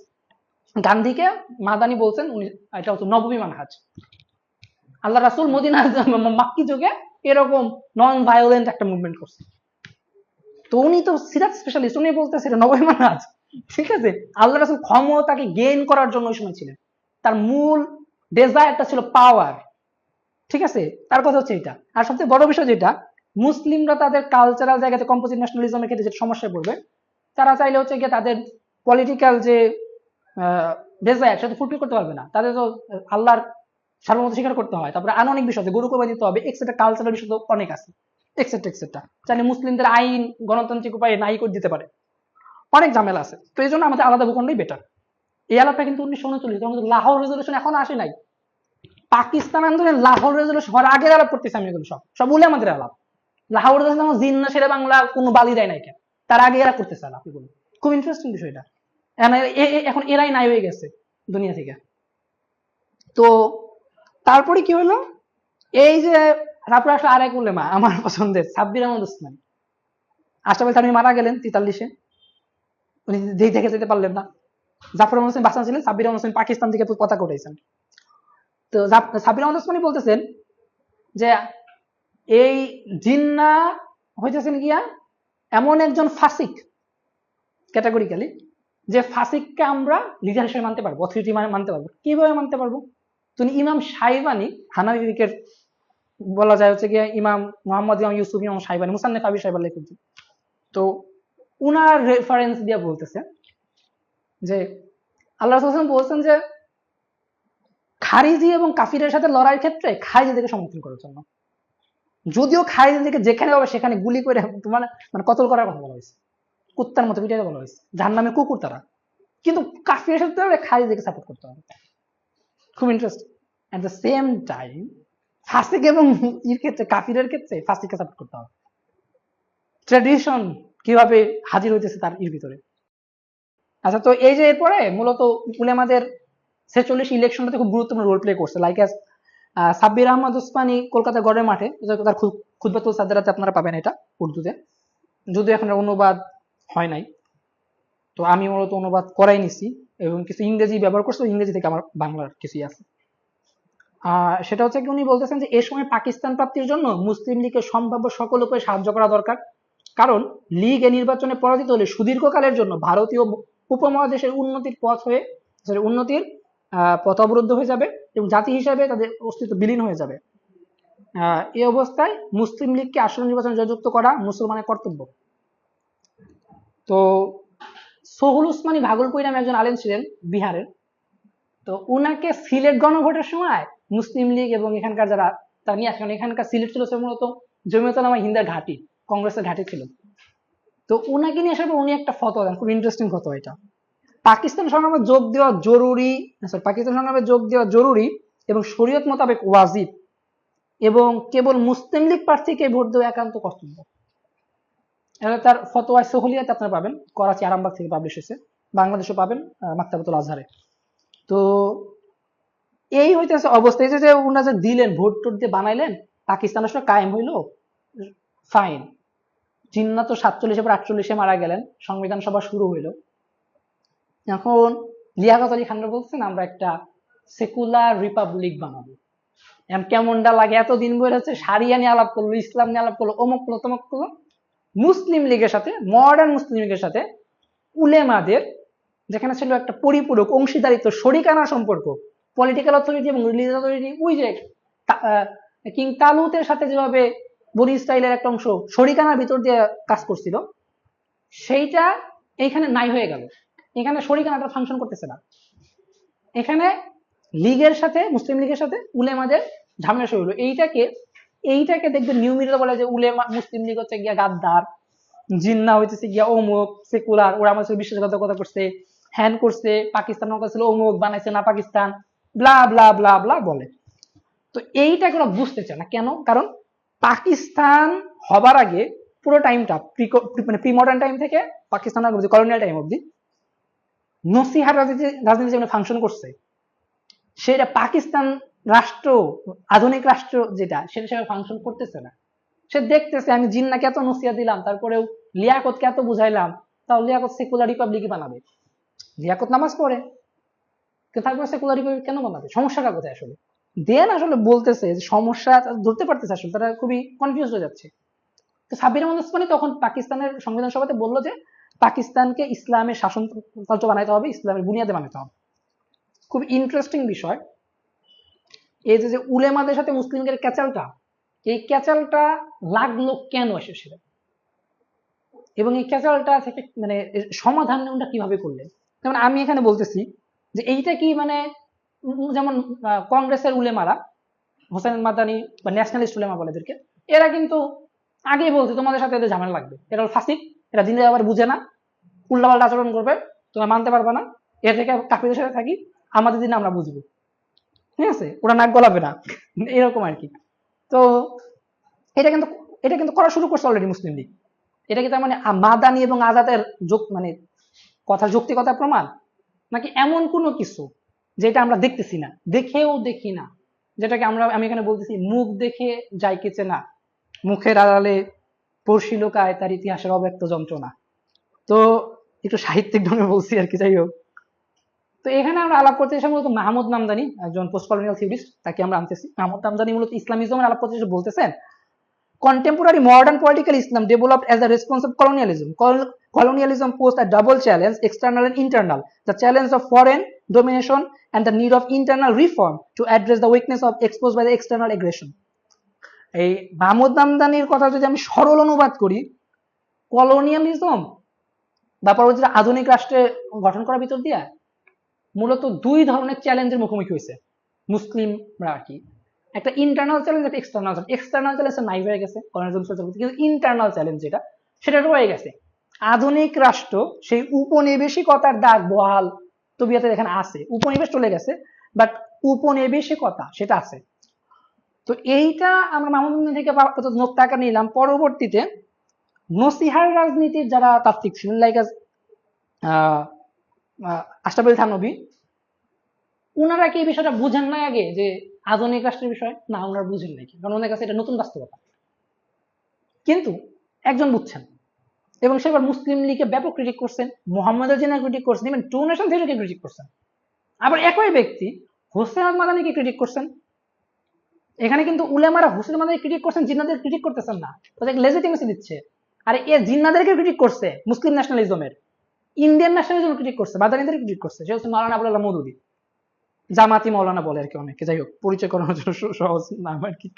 তো মাওদুদী খুব ইন্টারেস্টিং একটা কথা বলছে, তার তর্জমা করে সে দীর্ঘদিনের লেখালেখি করতেছিল, আমি তর্জমা করে ইংলিশ ট্রান্সলেশন দিতেছি, বাংলাটা বাংলা করলাম না এখন, উর্দু থেকে এটা ইংলিশ করা।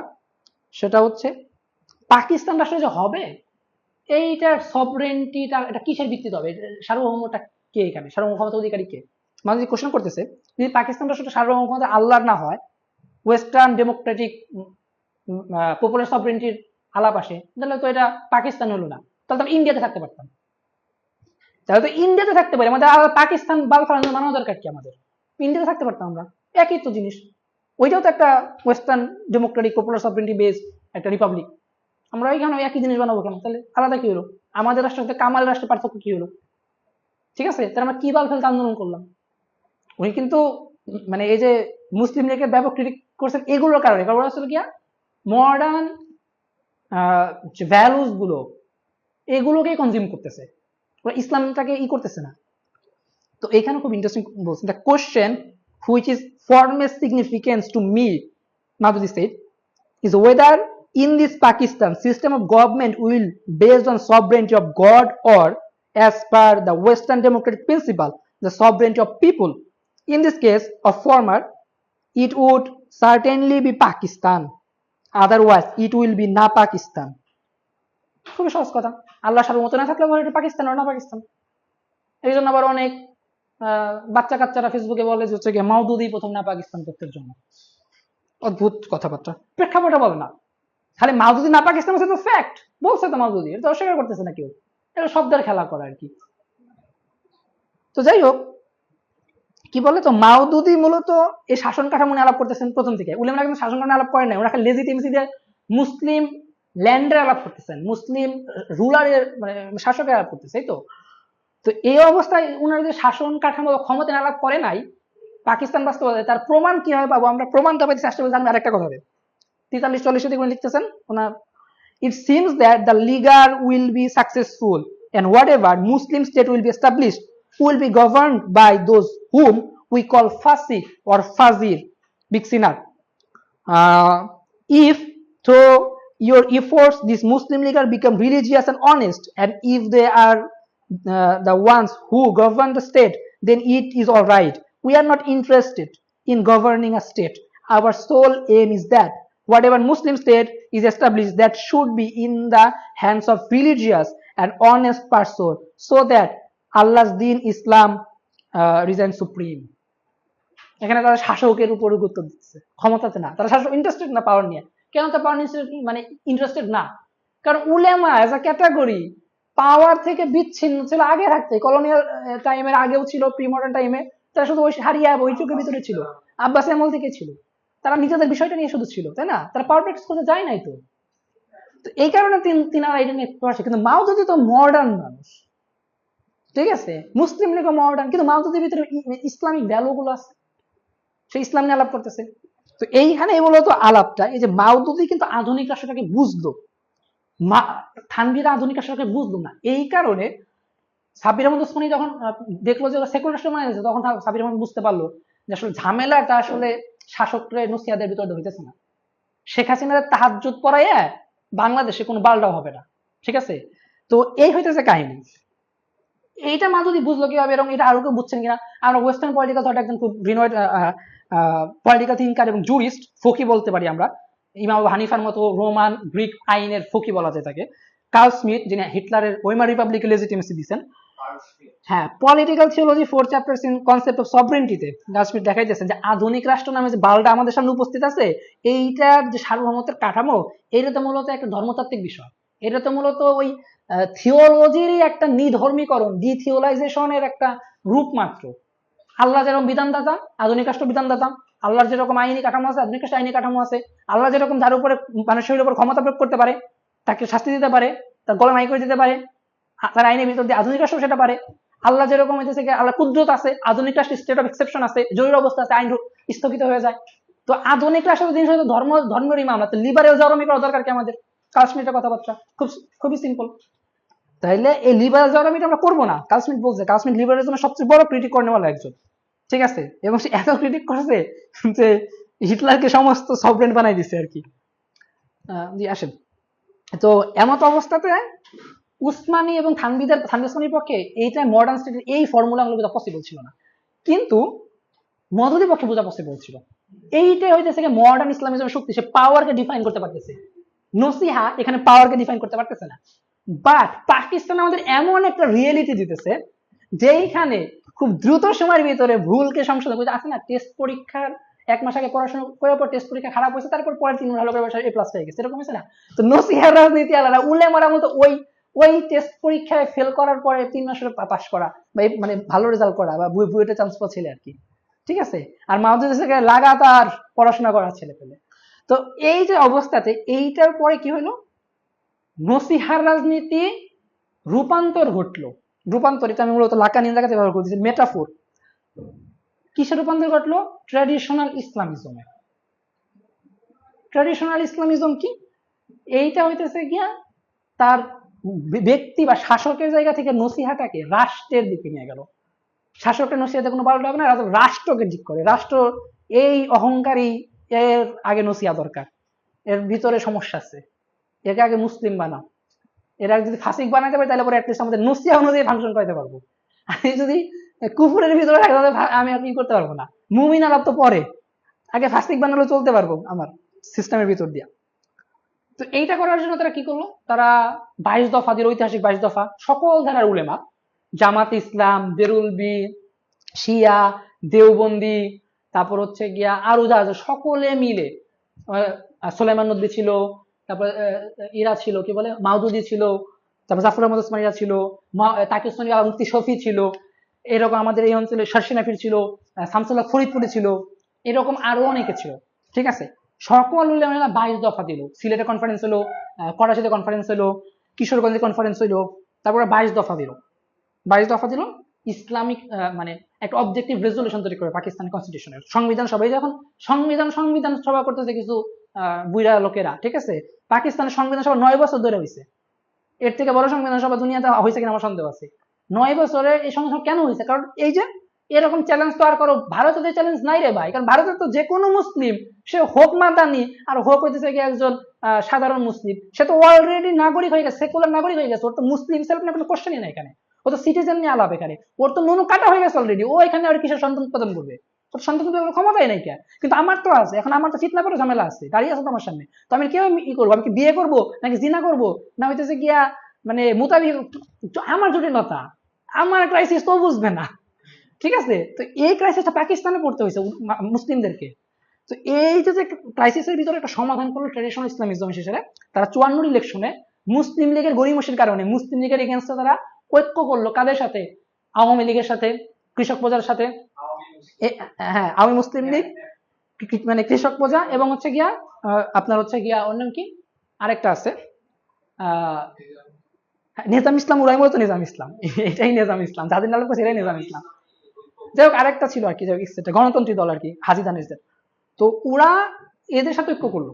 দেখেন, সেকুলার পাওয়ারের সাথে ইসলামিক একটা ফোর্স ঐক্য করলো এগেনস্ট মুসলিম, মানে মুসলিম লীগ, যারা মুসলিম ন্যাশনালিজম ধ্বজাধারী। ঠিক আছে, যারা আওয়ামী লীগের মতো মানে পাওয়ার নিয়ে নিয়েছেন আর কি ওই সময়। 71 পরে যখন আওয়ামী লীগ নিচ্ছে, 47 পরে মুসলিম দিয়ে নিছে। ঐক্য করে সেরা 21টা মতো সিট পাইলো, 3টা মন্ত্রিত্ব পাইলো, আইন মন্ত্রী, শিক্ষামন্ত্রী। ঠিক আছে, মৌলানা আতাহার আলী ছিলেন সেক্রেটারি প্রধান। সিলেটে মৌলানা, কিশোরগঞ্জে ছিলেন উনি। মুক্তিযুদ্ধের বয়ান ইসলাম করেন না উনি, 19 নাকি 20 ডিসেম্বর অবধি যুদ্ধ করছেন। বাংলাদেশ স্বাধীন হয়েছে 16 ডিসেম্বর, উনি গোপালগঞ্জ যেরকম স্বাধীনতা করতেছে এখনো, উনি ওইখানে 20 ডিসেম্বর অবধি লড়াই করছেন এগেনস্ট মুক্তিযোদ্ধা, এগেনস্ট ভারতীয় বাহিনীর এগেনস্টে। খুব ইন্টারেস্টিং। তিনি ছিলেন নিজাম ইসলামের হেড। ঠিক আছে, এই নিজাম ইসলামের হেড হওয়ার পরে কুমিল্লার আশরাফ উদ্দিন চৌধুরী, তিনি কংগ্রেস আমলে, তিনি কিন্তু আলেম না, কংগ্রেসের তিনি ছিলেন সেক্রেটারি ওই পাকিস্তান পূর্ব টাইমে। সুভাষ বোস ছিলেন সভাপতি ফরওয়ার্ড ব্লকের, উনি সেক্রেটারি ছিলেন। সে নিজাম ইসলামে আইছে, মডার্ন মুসলিমরা নিজাম ইসলাম অন্তর্ভুক্ত হয়েছে, এবং সে শিক্ষামন্ত্রী দায়িত্ব পাইছে পূর্ব পাকিস্তানে, আইনমন্ত্রী হয়েছে, ধর্মমন্ত্রী হয়েছে। খুব ইন্টারেস্টিং।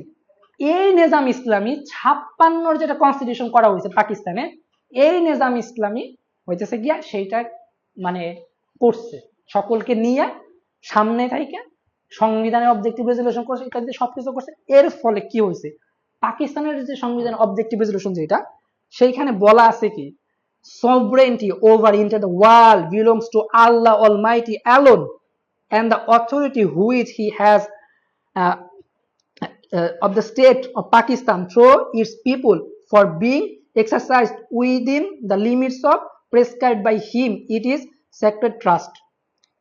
এই যে সভরেন্টি আল্লাহ, শুধু পাকিস্তান নিজে স্বীকার করতেছে না, সারা জাহানের মালিক। সর্বমত কোনো পাকিস্তান ভূখণ্ডের না, আল্লাহ সারা জাহানের মালিক। এটা পাকিস্তান তার সাংবিধানিক ভাবে আইনি কাঠামোর ভিতর থেকে দ্য গার্ডিয়ান অফ কনস্টিটিউশনের ভিতর স্বীকার করে নিতেছে। বাংলাদেশের সামনে সংবিধান সভা হবে, দেখি আমাদের উলেমারা কি করে। তো এই আর কি। তো এই যে এখানে আমরা যেটা দেখলাম, মডার্ন ইসলামিজমের যারা মাউদুদিরা এবং ট্র্যাডিশনাল ইসলামী যারা রাজনীতি করতো, তারা প্রত্যেকে একসাথে মিলে এটা করছে, একসাথে মিলে করছে। এটা হচ্ছে আমার মূল কথা। তো এই যে এমন অবস্থাতে আমরা আরেকটা কথা বলবো। অনেকে বলে যাচ্ছে গিয়া এই দাওয়াত দিতে হবে শুধু আমাদেরকে রাজনীতির ভিতর দিয়ে, আমাদের আর কিছু করতে হবে না, পাওয়ার নিয়ে আলাপ করার দরকার নাই, সমাজ ইসলাম থাকলে সবকিছু হবে, দাওয়াত, তরবিয়ত, তবলিগ, হ্যান ত্যান বালসাল করতে হবে আমাদের, শুধু পাওয়ার কিছু না, পাওয়ার হয়ে যাবে, আল্লাহ দিয়ে দেবে, একটা জাবরিয়ার মানে একটা ভাবসাব আর কি, আল্লাহ কোনো একদিন প্রতিদান দিয়ে দিবে তাদের। তো এইটা নিয়ে খুব ভালো একটা ই করছেন, মানে এরকম। হ্যাঁ, 1 মিনিট, 2 মিনিট, 5 মিনিট দিতে পারেন, টোটাল 9 মিনিট, মানে 8 মিনিট, 1, 2, 5, 8 মিনিট। তো তালাল আসাদ মূলত মোহাম্মদ আসাদের ছেলে, তালাল আসাদ, মোহাম্মদ আসাদ মূলত পাকিস্তানের সংবিধান নিয়ে মানে ওই কমিটিতে ছিলেন এবং হেডও ছিলেন। সে তার বাবার রাজনৈতিক বিষয় নিয়ে 2012 সালে একটা প্রবন্ধ লেখে, Mohammad Asad between religion and politics. ওইখানে তালাল আসাদ বলে আমাদের আসলে আমার বিল মারুফ অনাইহানিল মুনকারের রাজনীতি করতে হবে, এটা ইসলামী রাজনীতি করতে হবে। অর্থাৎ গাছ লাগাইতে হবে। কেন? কারণ আল্লাহ গাছ লাগানোর ভিতর দিয়ে আমরা শকরাল মুমিন হব আর কি। এটা মানে খুব গুরুত্বপূর্ণ একটা ধারণা। এইটার ভিতরে আমরা পুঁজি বা কমোডিফিকেশন, যেটা পণ্যকরণ, এইটার বিরুদ্ধে আমরা লড়াই করব। আমাদের এটা আমরা নিজেদের ইথিকা করব। এবং আল্লাহ আমাদের যে কারণে পাঠাইছে আমার বিল মারুফ অনাইহানিল মুনকার করার জন্য, সেটাই নসিহা, আমাদেরকে নসিহা দিতে হবে। এবং ভালো উদাহরণ আকারে উনি উলেমাদের আনছেন। তার ভিতরে একজন উলেমার হচ্ছে গিয়ে আবুল হাসান নাদভী। তো আবুল হাসান নাদভী আবার আরেক লেখাতে গণতান্ত্রিক রাষ্ট্রে ইসলাম কায়েমের লক্ষ্য, এখন তার ছোট একটা লেখা আছে, সেইখানে সে বলতেছে আসলে পাওয়ার নিয়ে ঝগড়াঝাটি করা ভালো না, অনেক রক্তক্ষরণ হয়। আমরা আসলে শাসকদেরকে নসিহা দিব, ওরা ইসলাম গ্রহণ করবে, হয়ে যাবে নসিহা রাজনীতি। এটা কিন্তু পাকিস্তানের পরে হইতেছে সব, কিন্তু আমরা কিন্তু নসিহা একটা করে হয়েছে। তালালও কিন্তু ওই নসিহা রাজনীতির হিস্ট্রিটা, ওই জিনিসটা বুঝতেছে না। আবুল হাসান নদীও বুঝতেছে না। আবুল হাসান নদী বলতেছে আমিও দাওয়াত দিতেছি, তানভীর ওসমানীও দাওয়াত দিছে এতদিন, এক মনে করতেছে। কিন্তু দুই দাওয়াতের ভিতরে পার্থক্য আছে। ওইটা যে চেঞ্জ, রূপান্তর ঘটে গেছে ট্র্যাডিশনাল ইসলামিজমে, একটা বাস্তবতা, এইটা নাদভী বুঝতেছে না। নাদভী বলতেছে এইটার উদাহরণ আকারে সে হাজির করতেছে মুজাদ্দিদ আল-ফাসল আহমদ শিরিনকে। সে তো ক্ষমতা নেয় নাই, সে তো নসিহা দিছে। ইভেন সে এটা বলতেছে আল্লাহ রাসূল রোমান এবং পারস্য সম্রাটে বলে না তোমার গদি আমাকে দাও, সে বলছে ইসলাম কবুল করে নাও। তার লজিক আছে। এইটা তো বলছেন উনি, এইটা আসলে উনি মডার্ন পিরিয়ডের স্ট্রাকচারটা বুঝেনি নাই। কেন বুঝেন নাই? এখানেও চালাক বুঝেন নাই। ওনার বাস্তবতাটা কি? ইন্ডিয়া, যে বাস্তবতাতে ওনার সুযোগই নাই বিকশিত হওয়ার, ওইটাই ওনার সর্বোচ্চ বিকশিত স্তর। দাওয়াত, তরবিয়ত, তবলিগ, অমুক তমুক এক্সেট্রা। এখন মাদানিও সেম কাহিনী। কিন্তু আমার কাছে আরেকটু ধারণা আছে, মুশাহিদ বায়ানপুরী নামে আরেকজন মাদানি হুজুরের মুরিদ এবং দেওবন্দের হাদিসের সবচেয়ে নাম্বারদারি মাদানি পর যাকে প্রস্তাব করা হয়েছে, তার যাকে পড়ানোর কথা, সিলেটি মৌলানা, সেই মৌলানা পাকিস্তান রাষ্ট্রের 56 সালের কনস্টিটিউশন প্রণয়নের ক্ষেত্রে গুরুত্বপূর্ণ ভূমিকা রাখে। এখন কোশ্চেন, ও মাদানি হুজুরের মুরিদ হয়ে কিভাবে পাকিস্তান রাষ্ট্রের ইসলামীকরণের ক্ষেত্রে ভূমিকা রাখতে পারলো, আর ইন্ডিয়ান মৌলানা কেন তাদের জায়গা পারতেছে না? এইটাই হইতেছে পাকিস্তানের শক্তিমত্তা। পাকিস্তান ইন্ডিক ট্র্যাডিশনের যে খোঁজাকরণের রাজনীতি, পলিটিক্স অফ ক্যাস্ট্রেশন, এইটার এগেনস্টে একটা জেহাদ ছিল, একেবারে একদম রেডিক্যাল কথা হচ্ছে। ঠিক আছে, দারা শিখো যেরকম অমুসলিমের সাথে বন্ধুত্ব করতে খুবই করছে, ইসলামকে ব্যবহার করছে, দেওবন্দি উলেমারাও এটা কিন্তু খারাপ না, তারা কিন্তু খুব ইসলামের জায়গা থেকে করছে, এমন জায়গা কিন্তু মানে করছে। এটা মানে আমরা তাদের বিচার না বসাই দিই, মানে শাহবাগীদের মতো ফাঁসি না যায় বসি আর কি। তারা তাদের এটা ঠিক আছে, পজিশন ঠিক আছে, কিন্তু এটা ওই টাইম এন্ড স্পেসে, ওই মানে মডার্ন পিরিয়ডে, আধুনিক রাষ্ট্রের প্রেক্ষাপটে এটা আসলে আর সম্ভব না। এই জন্য ওনাদের কাছে ওইটাই বাস্তবতা, শুধু আর কোনো বাস্তবতা ওনাদের হাজির নাই। কিন্তু উনাদেরই মানে সতীর্থ মুশাহিদ বায়ানপুরী, তিনি নির্বাচন করছে, ইভেন উনি 70 সালের ইলেকশনেও মনে হয় জিতছিলেন, তারপর মারা গেছেন 71-এর মানে যুদ্ধের কিছুদিন আগে মারা গেছেন আর কি। তো এমত অবস্থাতে এই যে মুশাহিদ বায়ানপুরী এটা করতে পারছেন, এটা পারছেন পাকিস্তান রাষ্ট্রের কারণে, ঠিক আছে, অন্য কোনো কারণে না, পাকিস্তান রাষ্ট্রের কারণেই পারছেন শুধু। তো এই যে বিষয়টা, মানে পাকিস্তান আমাদেরকে কি দিতেছে, পাকিস্তান আমাদেরকে উলেমাদের যে রাজনীতিটা, এই রাজনীতির মূল মেসেজটা কি? মেসেজটা হচ্ছে গিয়া মুসলিম পলিটিক্যাল সাবজেক্টিভিটি। কেন? গরু কোরবানি আমি যখন দিতে পারতেছি না, এটা একটা কালচারাল ওয়ার হইতে পারে, কিন্তু গরু কোরবানি না দেওয়ার সাথে সভরেন্টি সম্পর্ক আছে, মুসলিম সেলফের যাই ঝামেলা আছে। আমি যে কারো কথায় কোনো মুসলিম গরু কোরবানি না দেয় ফিকি ভাবে বা আর অন্য কোনো ভাবে, বা কোনো মুসলিম দিতে, যেমন দুর্গাপূজার ক্ষেত্রে জমিদাররা মানে কর নিত, ঠিক আছে, তো জমিদারকে কর দিয়ে দিয়েছে, এটা জমিদার ভিতরে প্রচার লড়াই হইতে পারে ম্যাক্সিয়ান জায়গা থেকে, বাট এটা সেকেন্ডারি। ফার্স্ট বিষয় হচ্ছে তাওহীদের কোশ্চেন, আমি একটা পূজা করার জন্য আমার কাছে কর নিচ্ছে, আমি সেটা দিচ্ছি, এটা কিরকম আমার মুসলিম বিং এর সাথে মানে ভয়ঙ্কর প্রবলেম করতেছে। তো এই কোশ্চেনটাকে এড়ায় যদি আমি শুধু জমিদার প্রজার লড়াই কালচারাল বালসাল বলি, কোনো লাভ হবে? আমার তো কোনো লাভ হবে না। তা আমার পলিটিক্সটা কি? আমার পলিটিক্স হচ্ছে গিয়া যেইটা মুসলিম পলিটিক্যাল সাবজেক্টিভিটি আমি সেইটাকে নাই করে দিতেছি, ঠিক আছে? আমার যেটা হচ্ছে কি অ্যাকচুয়াল পলিটিক্যাল ডিজাইন, পলিটিক্স কি? Politics is the question about power. আমি পাওয়ারে কোনো হাত দিতেছি না, আমি খালি কালচারাল লড়াই করতেছি। কালচারাল করে হবে? আমি গরু গোস্ত খাওয়ার আনন্দে হয়ে আছি শুধু, এটা হবে? পাওয়ার ডিফাইন করে কালচার কোনটা হবে, কালচার কোনটা হবে না, ঠিক আছে? পাওয়ার ডিফাইন করে দুর্গাপূজা কালচার, আমাদের দুর্গাপূজা কালচার শেষ। আমি মুসলিম দুর্গাপূজা করবো, হ্যাঁ আমি তো পূজা করবো না, বাট আমি এটাকে রিকগনিশন দিচ্ছি, এটাই তো পাওয়ার। তার মানে পাওয়ারটা খুব জরুরি। পাকিস্তান আন্দোলন এই পুরো আলাপ যেটা করলাম, এখানে নসিহা সবই আছে, কিন্তু নসিহা কি সমাধান করতে পারছে কোনো কিছু? পারে নাই। যাইতে হয়েছে কোথায়? রূপান্তরে। রূপান্তরটা কি? ট্রেডিশনাল ইসলামিজম, যেটা উলেমাদের পলিটিক্স, ঠিক আছে? উলেমাদের রাজনীতি যেটা। এবং এইটা কেউ একলা করতে পারছে? একলা করতে পারে না। মডার্ন ইসলামিজম একসাথে মিলে করতে হয়েছে। তার মানে কি ওদেরকে মানে প্রত্যেকে পীড়িত করে একসাথে বসে খাইতে হবে না? একসাথে খেতে হবে না। প্রত্যেকে মেয়া বিয়ে যেতে হয় একজনের সাথে, নাতিপুতি বানাতে হবে না, এরও দরকার নেই। এতে কি করতে হবে? জাস্ট একটা বিষয় একমত হলেই হয় যে আমরা সংবিধান আল্লাহর হাকিমের রাখবো, তাই তো? যাতে লাগে না, এটা সবার প্রত্যেকে দফায় থাকলে তো হয়ে যায়। প্রত্যেকে এনে চাপ দিল আমার সাথে ওর যাই জামাই যাও, সমস্যা তো নেই, এইটা বিষয়ে একমত হোক। এবং তাদের তো একটা সিরিয়াস কোশ্চেন তাদের, যে দুর্গাপূজাতে যেরকম হচ্ছে মানে কর দেওয়া ঝামেলা, একজন ফরাইজির ওইটা দিতে হয়েছে, একজন সাধারণ মুসলিম দিতে হয়েছে, ওই যে দুজনের তাওহীদ কি আলাদা নাকি? তাওহীদ তো একটাই, তাই না? তো এইটুক বিষয় একমত হোক। এইটুক বিষয় একমত নয়, তারা বলছে না না আমরা এগুলো করবো না, আমরা একটা সেকুলার রিপাবলিক বানাবো। আমরা যেটা শেষে আমি বলছি আর কি, মানে আমাদের এখানে মূলত যে জিনিসটা হয়েছে, আধুনিক রাষ্ট্র বলতে আমরা ধৈর্যই নিছি নয় ইউরোপিয়ান নেশন স্টেট অথবা মানে মার্কিন রিপাবলিকের মতোই হইতে হবে, ওই বালের মতো কপি না হলে আমাদের কোনো কিছুই হবে না। তাহলে পরে ওই সমীকরণ মিলবে না, ওই অঙ্ক মিলবে না, এরকম একটা গাণিতিক মানে একটা পজিটিভিস্ট মানে 18 সেঞ্চুরির মানে থিঙ্কিং যেটা আর কি বলা যায়, বার্টন রাসেল মার্কা মানে ওই ওই সময় একটা ফিলোসফিক্যাল যে পজিশন, সেইগুলো আমরা ফলো করি। এর হচ্ছে জটিলতা। মানে আমরা আমাদের নিজেদের রাজনৈতিকতা, নিজেদের অস্তিত্বময়তার সাপেক্ষে নিজেদের বাসনা মানে রূপান্তর করতে পারি না, নিজেদের বাসনা হাজির করতে পারতেছি না। এবং আমাদেরকে ইউরোপেরই আধুনিকতার যে লিনিয়ার পথ চলা, ওই বালের ভিতরে আমরা যাইতে হবে, এই হইতেছে আমাদের কথা। আমাদের সেকুলার ভাইদের এইগুলো কথা। তোমার সেকুলার ভাইরা এখানে কিছুটা অনেকটা মাত খালিদের মতো, তো আলহামদুলিল্লাহ তারা অস্বীকার করলেও তারা মাত খালি। এখন যেটা হয়েছে সেটা হচ্ছে, যেটা মূল বিষয় আমাদের বাংলাদেশের প্রেক্ষাপট যেটা জড়িত, শেষ লাইনটা আমি বলবো। আমি আগেও বলছি উপনিবেশ শেষ হয়ে গেছে, বাট উপনিবেশের কথা স্টিল নাও আছে, স্পেশালি বাংলাদেশের মতো রাষ্ট্রে ৭১-এর পরে যখন কেমালিস্ট একটা সংবিধানের ভিতর দিয়ে ইসলামী রাজনীতি নিষিদ্ধ করা হয়, বিমতাদর্শীকরণ করা হয়, দেন ৩ বছর পরে ৭৫-এ বিরাজনীতিকরণ হয়ে যায়। কোন ইসলামে তো এমনি ইসলামীদের ক্ষেত্রে তো বিরাজনীতিকরণ আগে হয়ে গেছে, তাই না? তারপরে সামগ্রিকভাবে দেশে বিরাজনীতিকরণ হয়ে যায়। তারপরে এমন একটা সময় আসে যে সময়ে সমস্ত ইসলামী দলকে একসাথে আনা হয়, সকলকে রাজনৈতিক সুবিধা হয়, কনস্টিটিউশনে কিছু চেঞ্জ আনা হয়।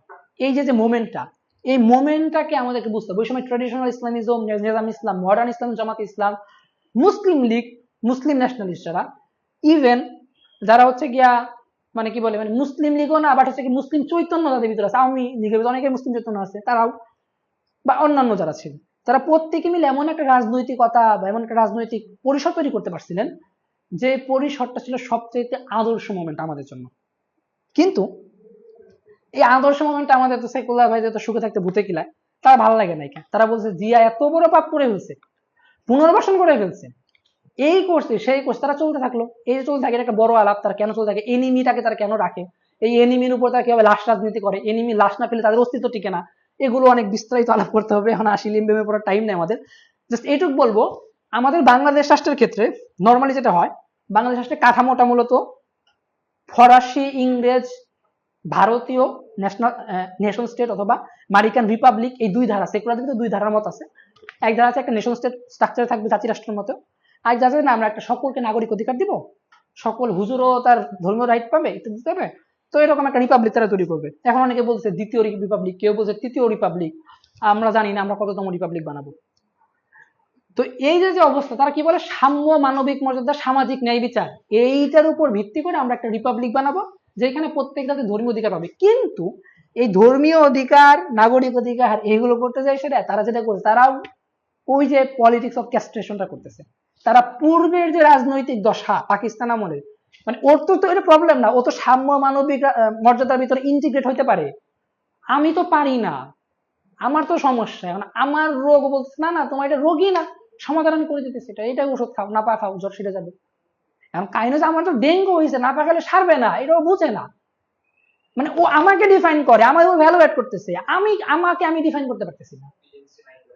ঠিক আছে, এই যে এজেন্সিহীন করে দেওয়া হয়, এইটার এগেনস্টে মূলত যদি কেউ পলিটিক্যাল হইয়া থাকে, পলিটিক্স বা পলিটিক্যাল মানে কি, distinguishing between friend and enemy, question of power, তাই তো, যদি কেউ পলিটিক্যাল হয়ে থাকে তাহলে পরে সেইটার এগেনস্টে বলুক বা এটা সাপেক্ষে বলি, তার একটা ভয়েস থাকবে। আর যদি না হয়ে থাকে তাহলে পরে এটা মেনে নিতে পারে, আমার আপত্তি নাই, কিন্তু পলিটিক্যাল এই সমস্ত ভাবে দরকার নাই। তো তো যাই হোক, তো এইটার এগেনস্টে, মানে এগেনস্ট না বলে সাপেক্ষে বলি, মানে মূলত আমার আলাপটা ছিল ইউরোপিয়ান নেশন স্টেট এবং কি বলে আপনার আমেরিকান রিপাবলিকের এগেনস্টে, কি বলে আপনার সমান্তরালে, পাশাপাশি সমান্তরালে একটা ধারা ছিল, একটা ধারা এখন আছে বা অবদমিত, যাদেরকে দমায় রাখা হয়েছে, যাদের বাসনা মানে মানে আইনি কাঠামোর ভিতর দিয়ে হয়তো সেটা নিপূরণ করতেছে। মানে আমি খুব ফ্র্যাঙ্কলি বলতেছি, ধরেন হচ্ছে কি আপনার বাসনা, পুরুষ মানুষের বাসনা থাকে, ধরেন কোন নারী থেকে আপনার মানে মানে বাসনা কামের তীব্রতা বেড়ে যায়, কিন্তু আপনি দমায় রাখতেছেন কেন, আইনি কাঠামোতে। আপনার ইসলামী জুরিসপ্রুডেন্স কি করে না, তাকে রেপ করলে পরে আপনি মারা যাবেন, কিন্তু আপনার বাসনাটা আছে। এই যে তাদের বাসনাটা দমায় রাখতে হচ্ছে আইনি কাঠামোর ভিতর দিয়া, অথবা নানান ধরনের বল প্রয়োগের ভিতর দিয়া দমায়, তাদের বাসনার পূর্ণাঙ্গতা, পূর্ণতা পাইতেছে না, এটাই হইতেছে কি সমস্যা। এই বাসনার পূর্ণতার জন্য পরিবেশ তৈরি করতে হবে, এবং এটাই হইতেছে এই সময় রাজনীতি। তো এই আর কি, আপাতত এটার মতোই শেষ। যাক, আমি জাস্ট একটা লাইন বলবো, আমি এটা উৎসর্গ করছি লেখাটা আশরাফ আলী থানভী, সাব্বির আহমদ হোসেন এবং মৌলানা আতার আলীকে।